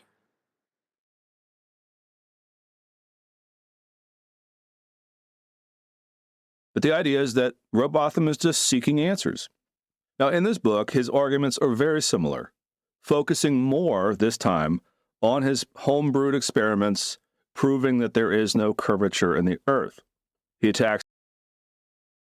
So they're homebrewed experiments that disprove curvature, I mean, the current anti-flat Earth fraternity would love Robotham. So he's debunking their positive claim, which they haven't proven in the first instance. First image presented, because you can't see it on screen from my audience, not the panel, is a boat going into the horizon. The notion that ships going over the horizon sink below the horizon as they go out of sight, and he focuses on plenty of other experiments of that nature. What is not an experiment, but we can debunk it with logic, based on your positive assertion as a heliocentric believer that the Earth is a sphere and the horizon is a physical limitation to your view. Because if the Earth was a sphere with a radius of 3959 miles, then every measurement distance of the horizon could be no more than 1.2 times the square root of the observer's height in feet, as laid down in the globe Earth mathematics. The distance to horizon measurement in the black swan imagery is beyond the physical limitations of an Earth sphere radius 3959 at 1.2 times the square root of the observer's height in feet. With a 1 foot observer height, you'd have a 1.2 mile physical limitation to your view called Earth curve, and it's beyond 10 miles. Marked by 2 oil rigs at physically measurable, fixed distances, and the horizon is beyond them, showing admirably that the horizon is not Earth curve, and therefore the Earth is not a sphere. Now, that can be boiled down into a very simple logic statement. If P, then Q, not Q, therefore not P. If the Earth's a sphere radius 3959, every horizon measurement can be no more than 1.2 times the square root of the observed height in feet. That's if P, then Q. Not P, therefore not Q. Distance to horizon measurement in the black swan, as we call it, image, is beyond 1.2 times the square root of the observer's height in feet. Not Q, therefore not P. Earth is not a sphere. striking about the book is not the science, which again, you can go and critique yourself, but his eventual turn to theology. You're telling the audience to critique science when you don't know what it is. Embarrassing. Go and critique the science. I didn't know it wasn't even science when I told you to go to critique it. But there we go. You critique it as science, because I don't know what that is. You see, Robotham's primary concern at this stage is the same as when he was a young man, and he makes it clear at the end of the book. What, the statement that you decried as being a statement he could have made at that age? His motivation's the same as that. So it is the same as his young man motivation that you said couldn't be his young man motivation. It could only be his later self by your speculation, writing about how he would feel as a young man, but this is now how he was as a young man. Very contradictory. The final pages focus on biblical arguments proving that the Bible teaches absolutely both a flat earth and a young earth perspective. That's true. And it needs to be pointed out that he is untrained in theology, hermeneutics, or basic Greek and Hebrew. I see. I mean, I know somebody who's very good with Hebrew and Greek. That would be one of the panel called Paula. And she can show how it's absolutely the case. So you're appealing to his credentials for not knowing that that is the case when it is absolutely the case and can be further validated by people who are very much good with those languages. But after his proof texting, he argues that these positions are now required for faithful believers and that these views have always been held by Christians since the beginning. Yeah, they have. Right up until the point that they were having to be arguing about the people who knew it was a ball, but yet people who were saying it was a ball would have confrontation when they offered this new and exciting idea that it's a ball when everyone already knew it. That seems contradictory. But what makes a lot more sense is that he's absolutely correct, and they did up until the point that you put on screen that they introduced this ball earth faith to have any people contradicting it at all took place. And then character assassination of Robotham is what we got as the result. Not any debunkings, not any affirmations of a globe earth measurement, and everyone still navigated earth as flat. As I've already said, though, this is not true. Jews and Christians have never held these views. But Robotham's opinions are, I have to say, clearly a... Whoa. Yeah, I know. Outrageous, isn't it? Just straight statement, nothing to support it. No, pure baseless assertion. He's done it for the whole video.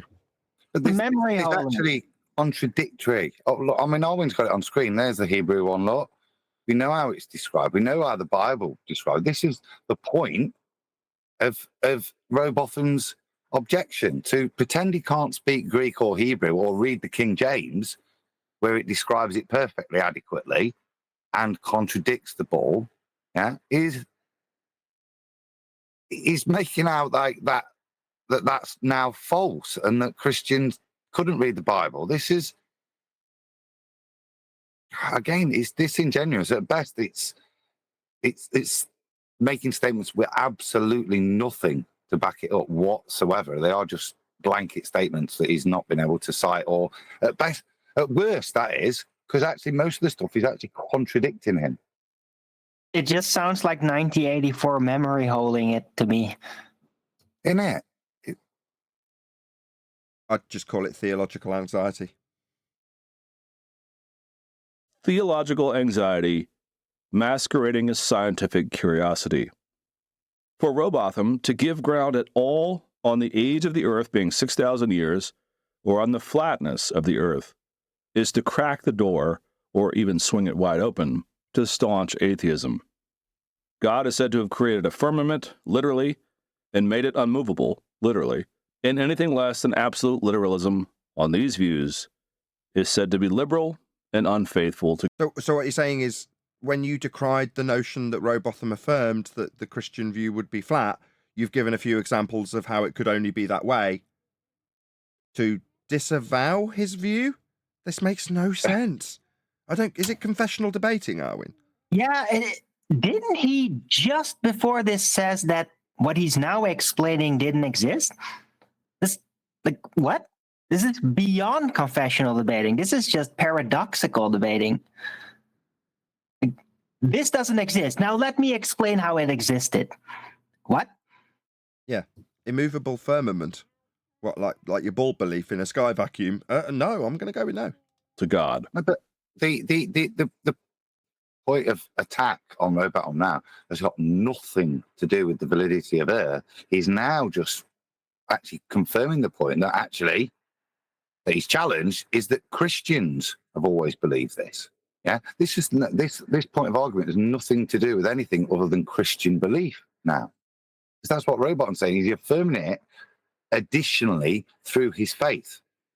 That's a separate point. If he chooses to affirm flat Earth as well through Scripture, that's kind of a moot point as to whether or not the Earth's a ball or not, isn't it? And how he's demonstrated it in the previous 10, 15 chapters with observation. Robotham is not the founder of Flat Earth in the sense that someone is founding a religion or a political party. He is not looked at as some sort of messiah figure in any way. But without Robotham, you do not get the foundation. Without Robotham, I don't have a useful straw man to build. So we'll use Robotham. Of these views as a movement. Quickly during his lifetime, the Satanic Society was founded and funded. So it's quite handy to take what was just a measurement of Earth and how it is functionally to be a movement of people primed and ready for personal attack and vindication. Not vindication, villainization. I don't know what word I'm looking for. Vilification. Vilification. That's the word I was looking for. Yes, Adam, thank you. I'm glad you're here. Various folks to spread these views around England and over to America and Canada. And of course, modern flat Earth. They don't need a flat Earth to make that journey. Earth is both similar and different to Robotham in many ways. For example, much of modern flat Earth is focused on how NASA and the government are aggressively deceiving people about the Earth and the landing on the moon. Yeah. Without question of doubt. This picture, in quotes, on screen now, is a second law of thermodynamics violation.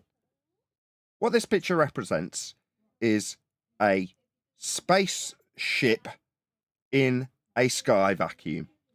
Now, the reason this spaceship needs to be all sealed up, like it's showing, is to contain the gas inside it to keep the men alive. Meanwhile, the gas below isn't expanding into an area of volume it could fill, in violation of the second law of thermodynamics, a natural law, a law of nature, a way that gas behaves always without exception. Gas fills space. And what do you know? This black area is called space. So all of this gas, the yummy, yummy gas that we're breathing, that would fill this area and leave us all dead.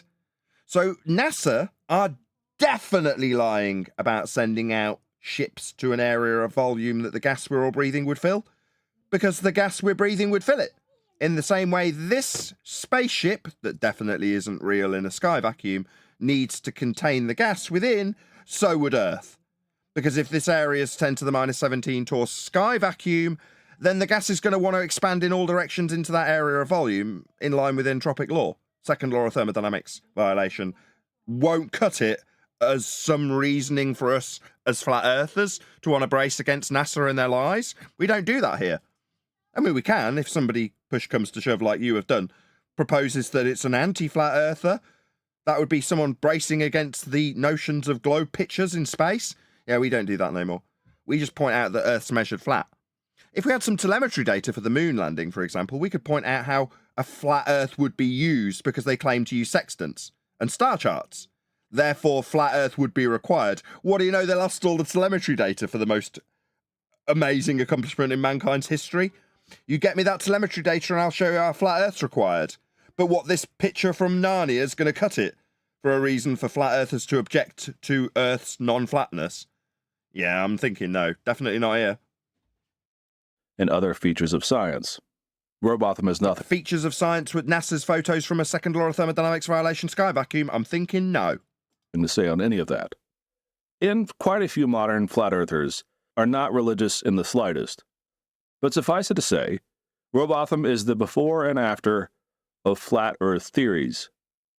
Robotham is the straw man of straw man, and we will personally attack him and demean him to decry this flat earth quote-unquote theory, which it is not. So he will be today's straw man. Yeah, even though you can't apply that, he's just made the exception to say, I'm going to straw man all flat earthers with the stereotype of Robotham, even though I recognise that a lot of them aren't religious. I mean, so what are they basing their view on then, mate? Well, you know how all globe believers rob banks. Now I understand that some globe believers don't rob banks. But based on the premise that all of them do, we will move forward with this straw man. His anxiety about biblical literalism over against science have led to this unique brand of conspiracy theory. Garbage.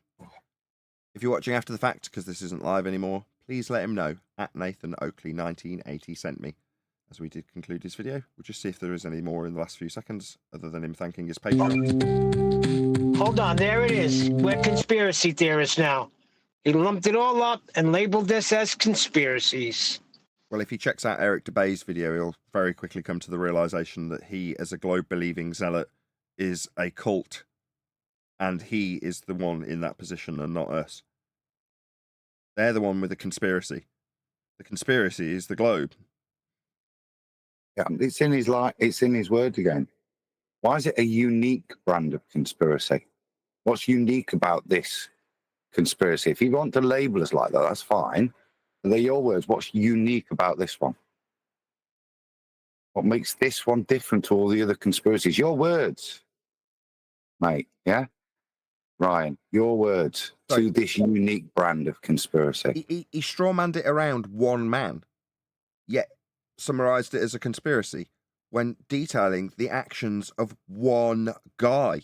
Can anyone see a problem with that? That's an excellent point, Nathan. You're right.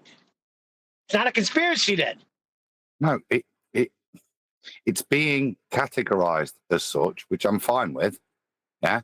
But I'm asking why he's also ring-fenced this particular conspiracy theory, flat Earth, as unique. It is unique. It's bloody true. I don't know who blew up the Twin Towers. Yeah. I do know it's not a ball, and I know it's flat. Is that the uniqueness you're referring to, Ryan? The fact that it's substantial? Yeah, because you've not dealt with anything other than an ad hom attack of one individual, as you've tried to stereotype us all into us having some kind of Christian anxiety. Is the fundamental Christian communist anxiety? Hey. Yeah, as to why we think the Earth is now flat, so that we can resolve Scripture. But what's the definition of conspiracy? Well, that's where we turn it on him. Isn't it? The conspiracy is the ball. Is that why it's unique?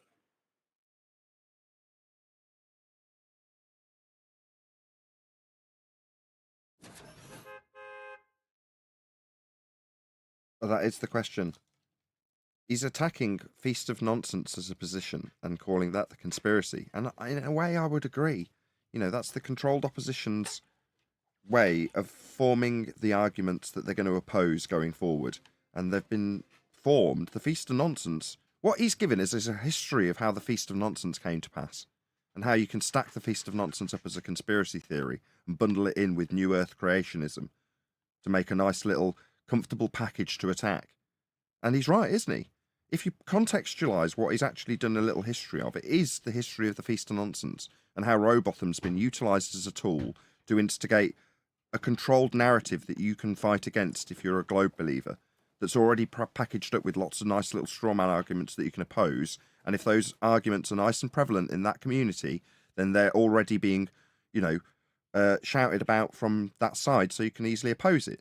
Likewise, we've currently got the same problem with Ether. If you've got this horrible position that you don't have to be claiming being fought, and that's flat Earth, then that's the thing that people will brace against in 100 years from now when they're like, and Witsit Gets It was talking about the Ether. Now, we all know how stupid that is, therefore flat Earth is stupid, when this gets repackaged 100 years in the same way Rowbotham is. But it'll be the loudest voices that get packaged up with their useful anti-flat Earth rhetoric. That's from flat Earthers. The anti-flat Earth rhetoric currently, the poison that QE tried to describe to us probably 6 years ago now, was Ether. It's the poison that will be the documented reality if we do fade into obscurity. What will be left? Well, this stupid position that you can easily fight against from this guy called Witsit. Well, that's what Rowbotham represents. I didn't get it till you. Go on. Yeah, I agree now that you say it, because you're right. He's laying out the godfather of the Feast of Nonsense. Basically, that's all they can attack is the Feast of Nonsense. They can't attack the things we talk about here. Just make us look bad, make every flat earther think there's an ice wall, all nutters, and everybody's fine. That's why he puts this video out.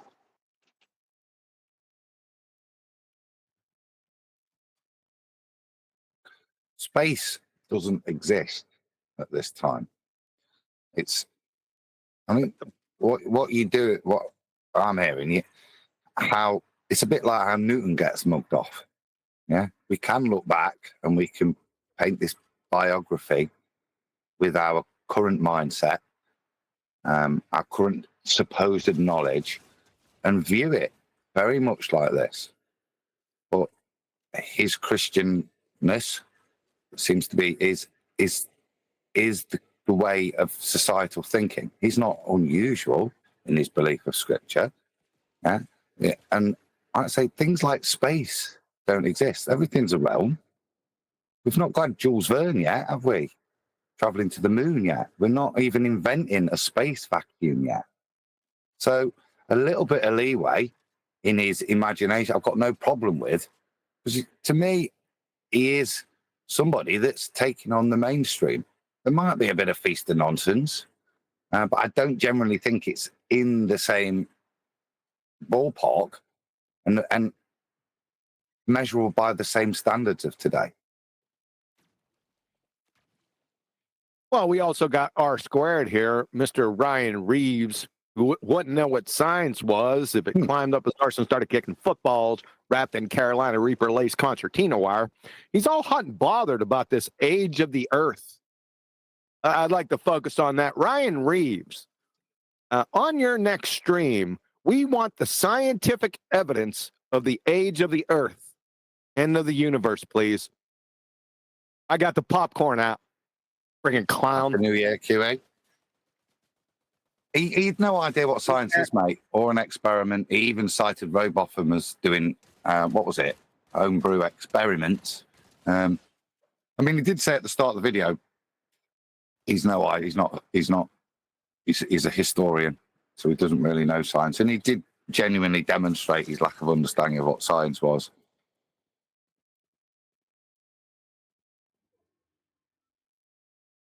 Did you enjoy that, QE?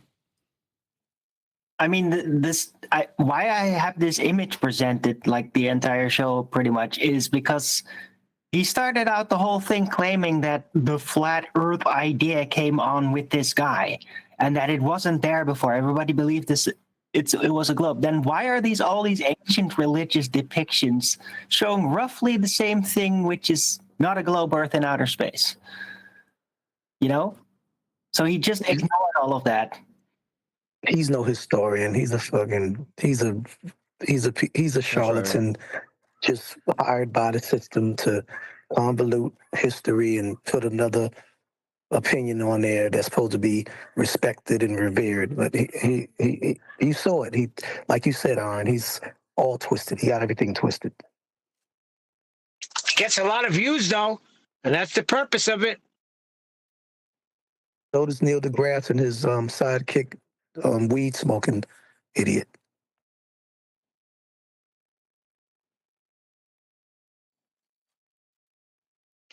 Yeah, we're above the target here, baby.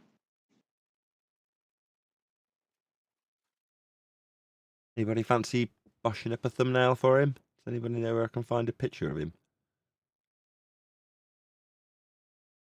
You're all super keen.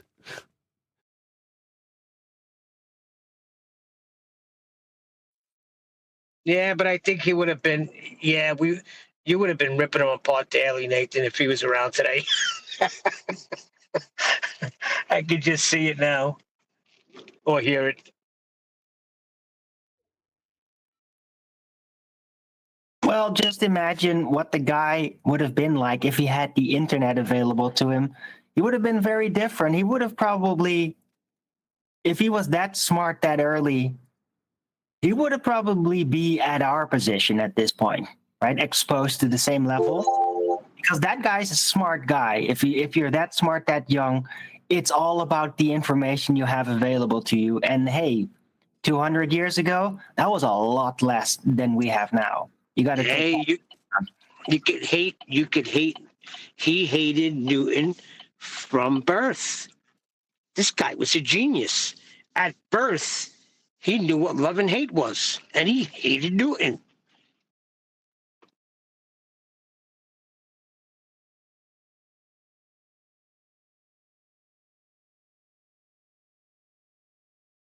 Yeah, whatever.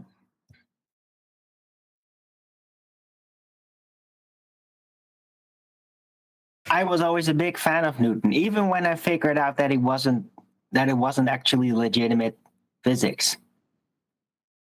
That checks out. Hold on, I'm not done yet. I would still liked it though. What I didn't like is all those people that would refuse to see reason about it. That's the part I didn't like. I still thought like, yeah, that's a cute tool. It worked. It worked when I was young to get a sort of a picture, even though it was wrong. But I mean, there's people out there that just hang on to it the rest of their lives. It's crazy. But it's not the fault of Newton, it's the fault of the people for just getting it wrong, in my opinion, really. I mean, Newton wasn't deceiving anybody with it. He disclaimed a hypothesis for gravitation. That means something. It meant something to him.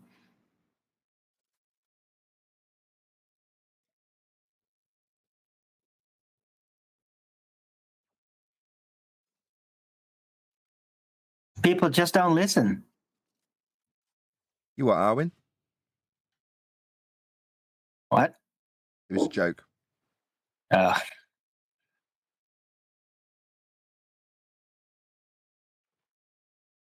It's going to be where we end up.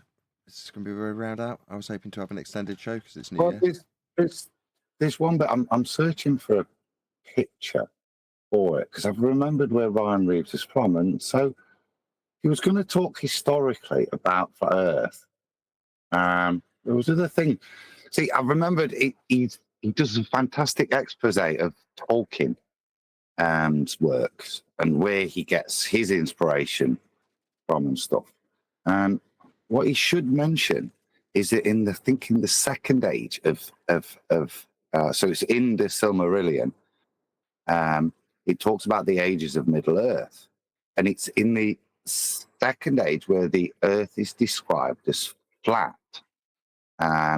And then later on in the next stage, it's after they've travelled. He talks about how the maps are changed, and the Earth becomes a ball where you can no longer go to the other lands. You can no longer navigate to the other lands. And I've heard him discuss that, how Tolkien does that, makes those changes in the Silmarillion, and describes. It's kind of a bit funky because he worked in logistics, didn't he, in the military Tolkien, and he makes that map change, how the maps are physically flat. The world is flat, and then it becomes a ball after the elves have travelled, and you can no longer go to those parts of the world anymore. You can no longer navigate. That's in Tolkien stuff, and that is what his specialty subject is. So for him to not to reference it in thing where he's saying how we used to think the Earth is flat is an odd thing. But that's where I remember him from.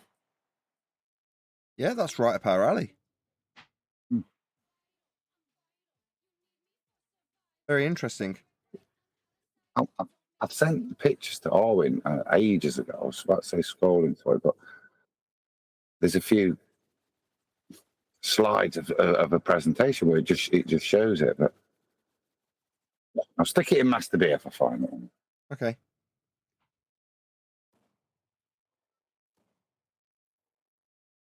Well, hopefully that doesn't kill the conversation dead on its ass. Oh, what do you know? Well, he thought it might have triggered Owen as it was talking about Tolkien, but don't we say that the laws of Newton were not right? Didn't I hear that from QE Feynman or something? And you even said it today, right? Yeah, it's Richard Feynman. It's not me or QE. Yeah, but it comes from Feynman, right? Yeah. So why are they still being used today? People still talk about them like they're something. They even teach it in school. Because of the simplicity of it, like the idea that I got taught is that they use it because at a very early stage of the development of children's minds, you can't overcomplicate things. And they thought that Newton mechanics was a simple intro.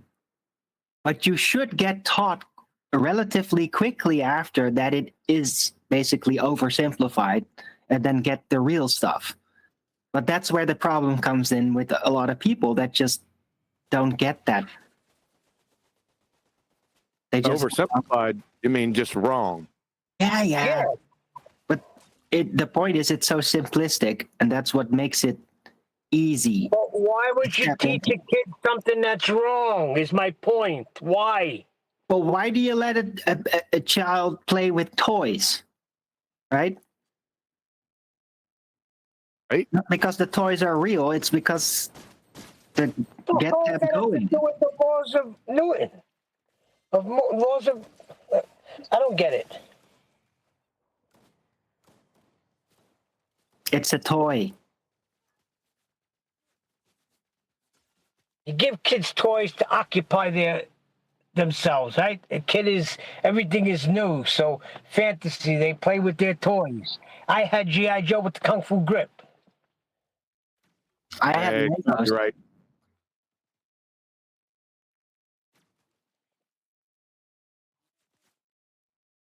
Oh, this was a long show, man. I didn't even think you guys would be on today, so I didn't even pay attention to look up anything on YouTube. And then I look over, I said, yeah, Nathan's live. Jeez, oh man. You never know when you're going to have a show. Yeah, he don't take off like certain people on Saturdays when nothing was happening. Perfect time to do a show, but nothing. Well, it may not happen this Saturday either. We'll have to see what happens, because I got my God. That's something that may pop up. But if it does happen, it's going to definitely be on Gravity. Because we got everyone talking about Gravity. But what's that? Huh? What's Gravity? That's what I want to know. Ah, yeah, I remember that.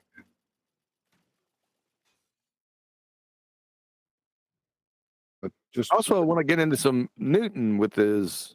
Everyone's talking about acceleration, and it's a force, or acceleration causes or force. Or forces I don't know. It goes any which way. Who knows how it's going to go? Just depends on who's begawking it. I got a question. With gas molecules are constantly accelerating, right? What's that force? That's what I want to know. I want to know the mechanism of that force too. Make sure you get with me on that. Make sure you PM me that. You friggin' Dunning-Kruger clowns. You're just begocking horse shit. Sorry, no swearing. No depth, wiki parroting, Discovery Channel parroting, pretender clown numpties. No depth, no nothing. You're gonna read forward.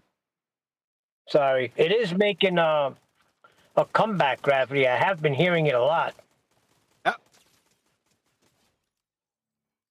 want to know this concept of force too. I got to get this ironed out. What is force? Well, it's the force is something that binds us. And Adam, you know the quote. What's the quote of the force? Not talking about Star Trek. Neither am I. In Star Wars, it's with you. Where is Adam? I'm here trying to find Luminor. Don't be trying to find stuff. There it is. Huey wants Yoda's quote on the force. Oh. No, I do not. Don't May make it a be laugh with you. suck out of this, Neil. Fucking Yoda.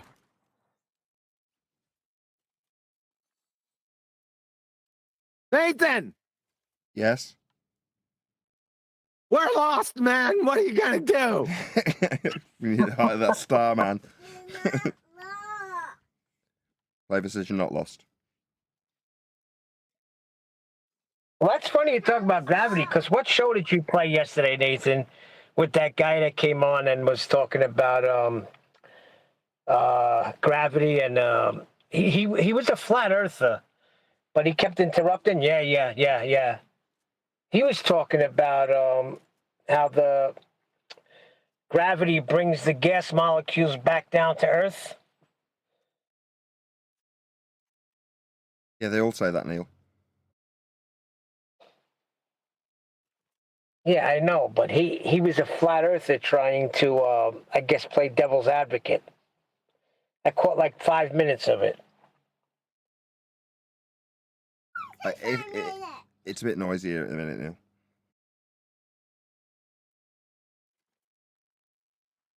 Try and chat with someone else just for a minute. It's a desperate place they want to take you, Neil, isn't it? And make you argue whether the gas goes down, go boom boom or not. Adam, what's force? Sorry, Q, say it again. What is force? For my ally is the force, and a powerful ally it is. Life creates it, makes it grow. Its energy surrounds us, binds us. Luminous beings we are, not this crude matter. Not discrete matter. What's down? I had to pull it up. I can't remember it off. I'm not chocolate. No, it's a good question, isn't it? I want to know what force is. I've been hearing this for the past week or so. In Discord, everywhere I go, people talking about force on YouTube, force acceleration. Does acceleration cause a forces, or is a force acceleration? Let's get that squared away now. I'm not just talking to Adam. I'm just throwing it up for the panel. Well, Dell says the same thing. There has to be some sort of force or mechanism why things... That's not answering my question. Try to focus now. Get the Adderall drip out. Is force acceleration, or is acceleration force? Well, force is mass times acceleration. No, you can't do that. You can't define it with mass, because mass is undefined. So that's out the window. So what is force? Does force cause acceleration, or does acceleration cause a force? Yes. That's really the actual question, not the other one. And the answer is yes. Yeah, because I can accelerate my car right into another car, and there you have the force. The force causes the acceleration, and the acceleration causes the force. They don't know. One of them must have started first. You know, what's first, the chicken or the egg? The force or the acceleration? It's just a generic force, or do these forces all have names? That's another question. Well, like, And then back to the elephant T-Rex in the room. What is the force with gas molecules? Because gas molecules, they're constantly accelerating. You know, when they bounce off stuff and they bounce off each other. So what's that force? Do we cause that force? Do I cause force in gas molecules? Depends on what you ate. Yeah, but how do they even work? Like, how does gas move? That's my question. It just presses.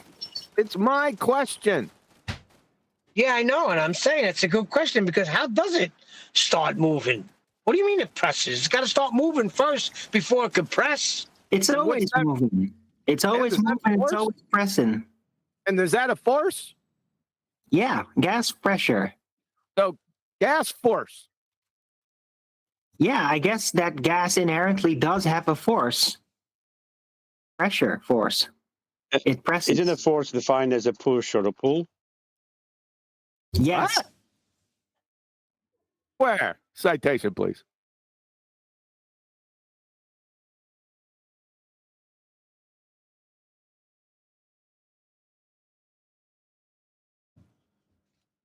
George, 2024. Good one, Georgie.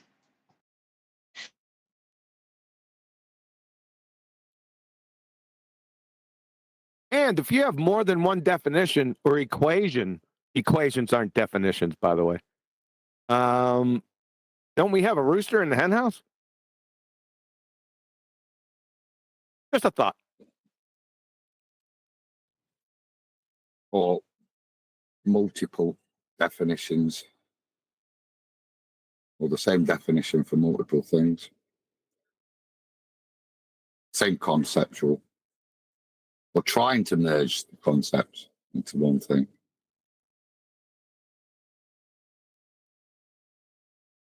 Where's this going? What's your point? I just wanted to revolve it around gravity because that's where we're headed Saturday if something doesn't come up. Something might come up, but I give it 60-40 that the 40% on it won't come up, but we still got 40%. Oh, when we doing Time Bandits? Don't know. Okay. When I can be asked to get myself together is the honest answer. All right, you got a week. So, you know, you're not doing it tomorrow, so you got a week to get your act together. Little press is never a bad thing. You're really milking this, huh, Adam? What's going on? Yeah, he's milking this one. It's been like 8 weeks. There's some factors, legitimate factors. Mitigation, isn't there? Yes, there's mitigating factors here. No doubt about that. So we'll put that aside.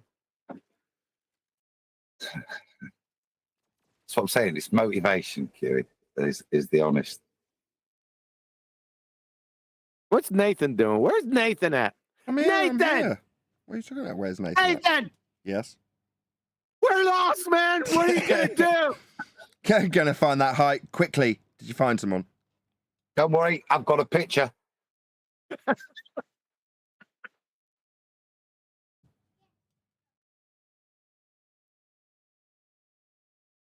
I'm going to get this on-screen bit out of the way. This is like, you know, how Tolkien's describing Middle-earth with the sun and moon orbiting the world, circling over the world. And then as he goes through into the, where are we? There we go. Oh, bloody advert. That's terrible, isn't it? Get on. There we go. So you see, this is the Middle Earth, the flat world, the second age. And when the elves tell the straight road, look, there's a change, and he describes this as the bending and forming of it into a globe. This is a common theme with Tolkien and Lewis, who are good friends. So they write a lot of spacey books as well later on, but they always. This is the point of recognition, the cartographer that Lewis, that Tolkien was. I just find it a really interesting point that in his changing of the worlds, he makes reference to it and how you can, because of this change, you can no longer get to, is it Valinor?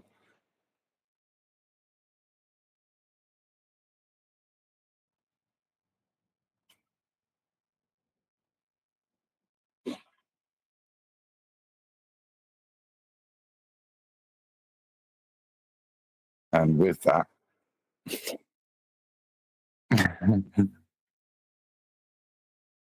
Yeah, it is interesting, like what Tolkien was doing. So in his world, it's basically the world itself is just shapeable, and it changes shape throughout the ages. That's fascinating.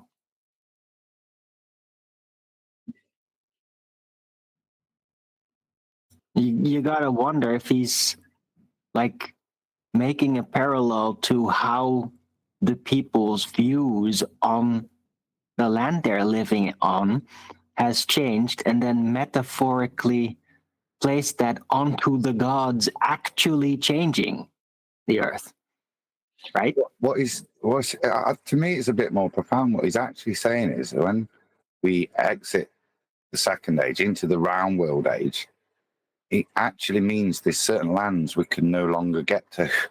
They're still there, but because they've made it into a ball, we can't get off the ball and we can't get to these lands. That's, to me, what he's alluding to. Right.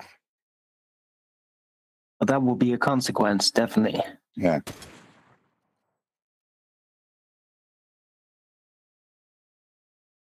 But anyway, that is known to the guy, as far as I'm aware, because it was his stuff that I heard this on. This is Lucius Aurelian doing it, but it was that's all right. I knew where I knew his name from somewhere. And I got to say, that's the guy at the turn of the turn of the century, isn't it? Last century, that's very well informed, and he's drawing on his historical knowledge to make these kind of historical parallels. I just find it a very interesting thing that he bothered to do that it's in there, that I never knew about it.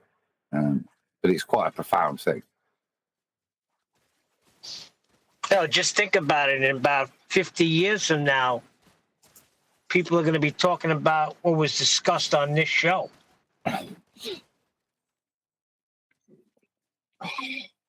Perhaps.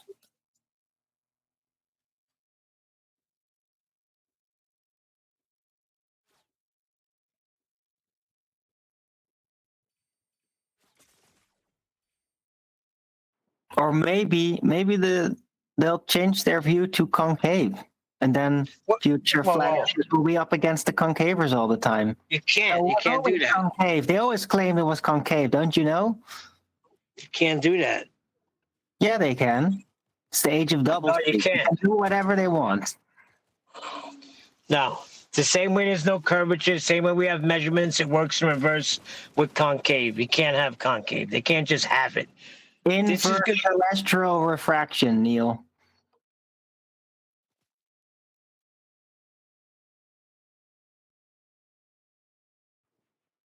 What a great way to start the new year. It is. Not really, yeah. It's a bit depressing. A bit lackluster. Hey, you had a long night. What do you want? But I wasn't directly criticising you, Owen. Okay. I gave you kudos at the start of the show, but you'd obviously just disappeared to the shop saying how you started the world with 2024. No, I wasn't. Well, you just ignored it. All right. Maybe. I don't remember. I might have been like talking with my roommate and getting a coffee or something. I did have a bit of a conversation. Like the guy's like really into health stuff too. It's pretty interesting. Wow, my new phone just flew right out of my hands and hit hard on the ground, but it did not crack. Holy shoot. Yeah, because it wasn't accelerating. It just had a lot of force. No, at that point it was zero force. Correct. Right, the force of the Earth accelerating up to push against it. But he wasn't accelerating, you see, at that point.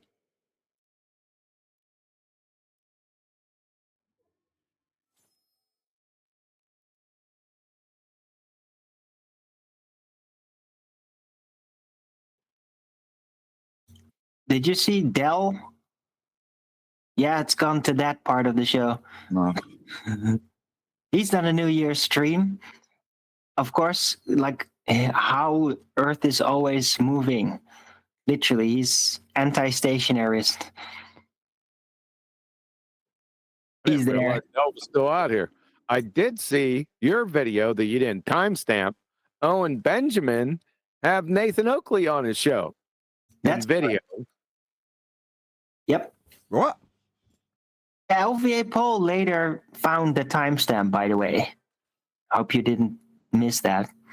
Yeah, I started watching it, so I thumbed my way through it, through all the Rumble nonsense, and then found Nathan Oakley's voice on there, and I said, "Oh, what?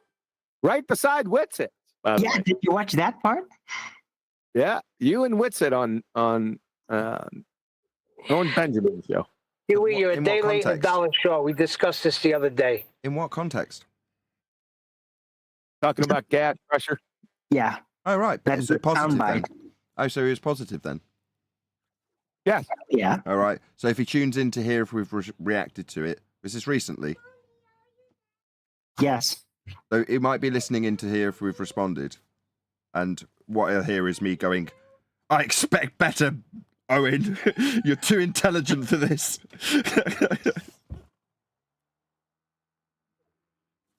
Did you catch? Obviously, you didn't catch that video. Arwen, could you go get that timestamp where Nathan's played on there and send it to Nathan? Okay. I hope it still scrolls up that far. Oh, brother.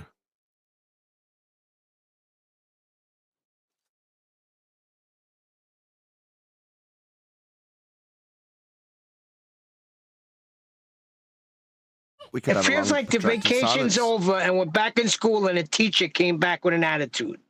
That's what I'm getting right now.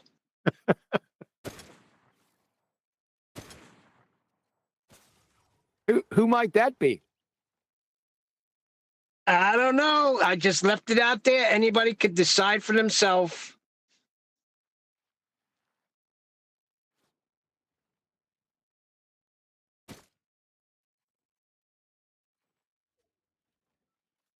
But there was a situation last night, QE, where this I think a kid's 18. Yeah, he's 18 years old. And he had the questions I was asking him, he was on point with science and a scientific method.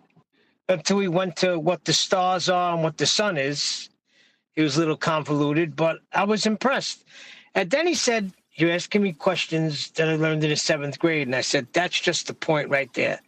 They taught it to you when you were young, so you could forget about it and fall for pseudoscience. He said, why do they call it that? Why don't they just call it anti-science? I said, because look up the word pseudo, what it means. It's a sham.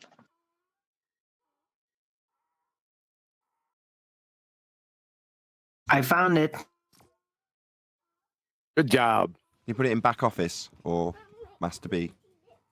Master B. Master B. Okay, what's the timestamp? Is it? Have you sent it as a timestamp thing? No, you can't timestamp it there. But it is at 1 hour, 33 minutes, 35 seconds. 1:33:35. Okay. Yep. Okay. Electrify your metabolism back to teenage levels by. That's an ad. Well, hi, everybody. I got a lot to get to today. I hope you all had a Merry Christmas. And then we can also check out logic fallacies, like things to check out. Oh, you want to check out, well, we have Michael Rappaport, a gay bar in Tel Aviv. Yeah, is this the one? Oh, yeah, here we go. Here we go. I found it. Boom. Let's keep thinking and talking about pressure. Of gas pressure in the first instance without a container. And they would say, well, delta of gas pressure gradient is something we experience. It's like, well, how did you achieve the gas pressure in the first place without containment? And the answer is you can't. It stands directly in violation of several natural laws. Without the container, there can be no pressure. Therefore, if the sky was a vacuum, as asserted in the heliocentric rhetoric, then the gas we breathe would fill the space. Outer space, claimed to be a vacuum, is fake. Therefore, any claims from that claim to be sky vacuum are automatically fake, including but not limited to pictures of Earth from space. The region is fake, second law of thermodynamics violation. Therefore, the pictures claimed to have come from the fake region are also fake.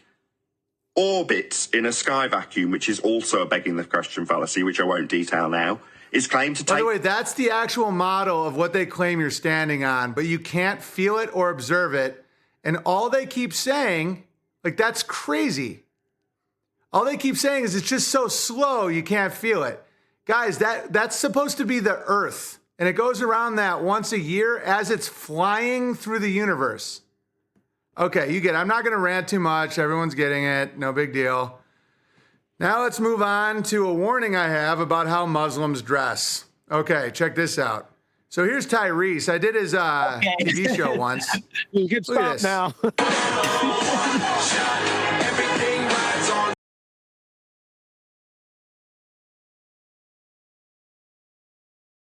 So there you go. I kind of wanted to hear how Muslims dress. Yeah, you're gonna have to watch the actual show. Well, isn't that nice? He's using us in a positive context. I kind of feel a bit bad about telling him he should be doing better and he's more intelligent than the examples he's been using from Dave Weiss. But there we go. I still stand by that. You can take it as a compliment. I'll spin it that way. I was being complimentary. I was saying you're smart. He'll take it that way too, Nathan. He's a big boy. As a matter of fact, he's a Nephilim.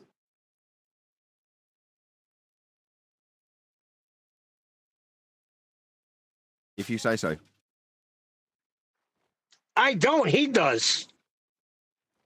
Yeah, but he only has 5 toes and 5 fingers, so not really, you know. But in spirit. That's usually when he's bragging about his height, Arwen, which pisses me off because I'm only 5'6". Yeah. I got to ask people for help on the top shelf in the supermarket. Very annoying. I have the same problem, actually, Neil. Short-ass people asking me to get stuff off shelves from me. It's very annoying. It is. I know it annoys the people I'm asking, but I got no choice. I tried climbing up one the other day and the whole shelf came down. And you don't fall the same way at 58 as you did 13. Yeah, I bet it was hilarious. You come down Did someone film it? harder. Sounds like Laurel and Hardy.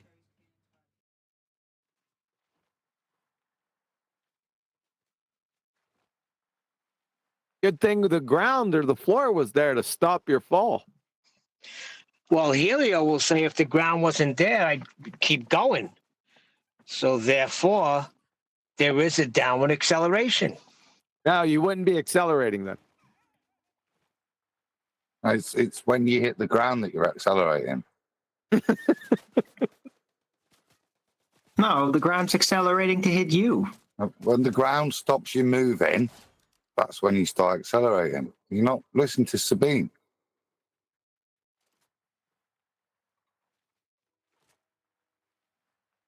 Sabine? Oh, yeah, Hassenpfeffer. that's what you said the other day. Bring me my Hassenpfeffer.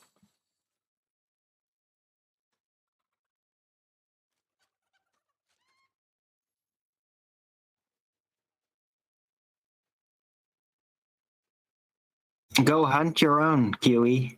You got a bow. Yeah, Stunya. Did he just dox me? What?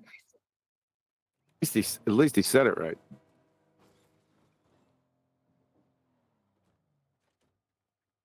How's the shooting going, Kiwi?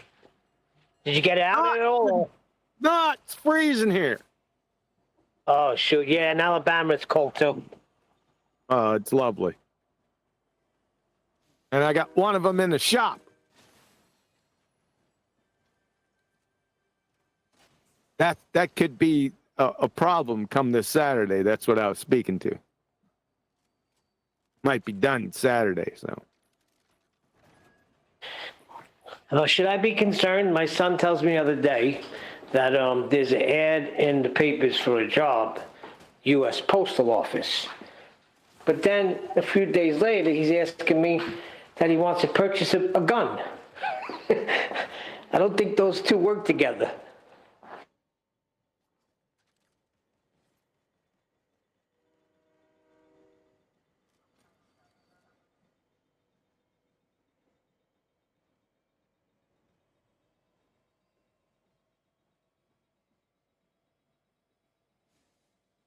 Is he is or is he ain't a flat earther?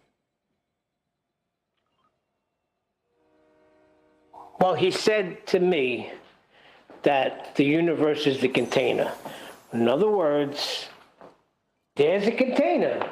We don't know where it is, but it's way out there. So yes, he agrees that you can't have gas pressure without containment. But what if it's infinite sized? How would it contain everything then? It wouldn't. It would just keep going, right? It's a trick question. If it's infinite size, then it can't be a container. Is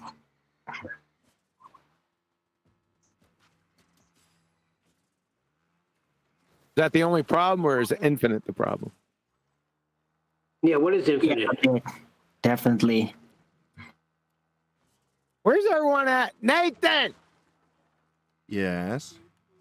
Oh, he's still there. It's late, man. Late? Not even noon here. Oh, well, it's...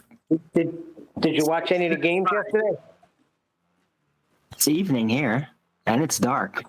Does a beer crap in the woods? Well, I don't know if I should mention anything. I don't know if you watched it, you didn't watch it. Yeah, that's right. I did watch it, and you shouldn't mention anything. And this isn't a topic for the subject or a subject for a topic of the show. Well, I was just going to say that Pittsburgh Steelers demonstrated a lot of force yesterday. Yeah, they beat him up a bit. You got to utilize Najee Harris. He's an Alabama boy. Just keep running that boy. This isn't a topic for the show, Neil. Okay, all right, fine. Only when Neil deGrasse Tyson brings it up with calculating the quick calculation and how it was because of the rotation of the Earth that the field goal was made. Then it's okay. Didn't Dubay? I like Dubay's take on because Nathan put one of Dubay's videos in Skype, and I went ahead and listened to it. And he said he called Neil snaking DeGrasse nice, and I kind of like that. Yeah, I heard that. That was a good one. Yeah, it was. It's surprising. I should have came up with that. I felt bad there for a moment.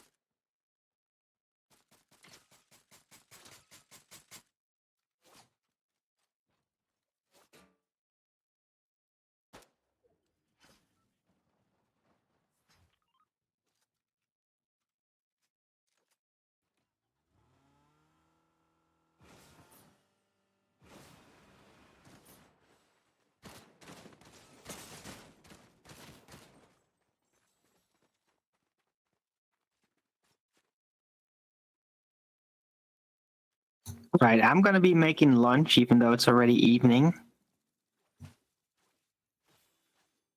Well, if there wasn't a subtle more hint for definitely not 4 more hours, that's it. So with that, I'm going to say another huge, massive, enormous thank you to both Discord and G Plus panels for making today's after show possible. And of course, a massive thank you to all of you in either Nathan Oakley 1980 or Nathan Oakley premiering streams. Hopefully smashing the super chat, liking, commenting, sharing, subscribing, joining as a Nathan Oakley 1980 channel member and all that good stuff. I've been Nathan Oakley and I will see you all in the next video.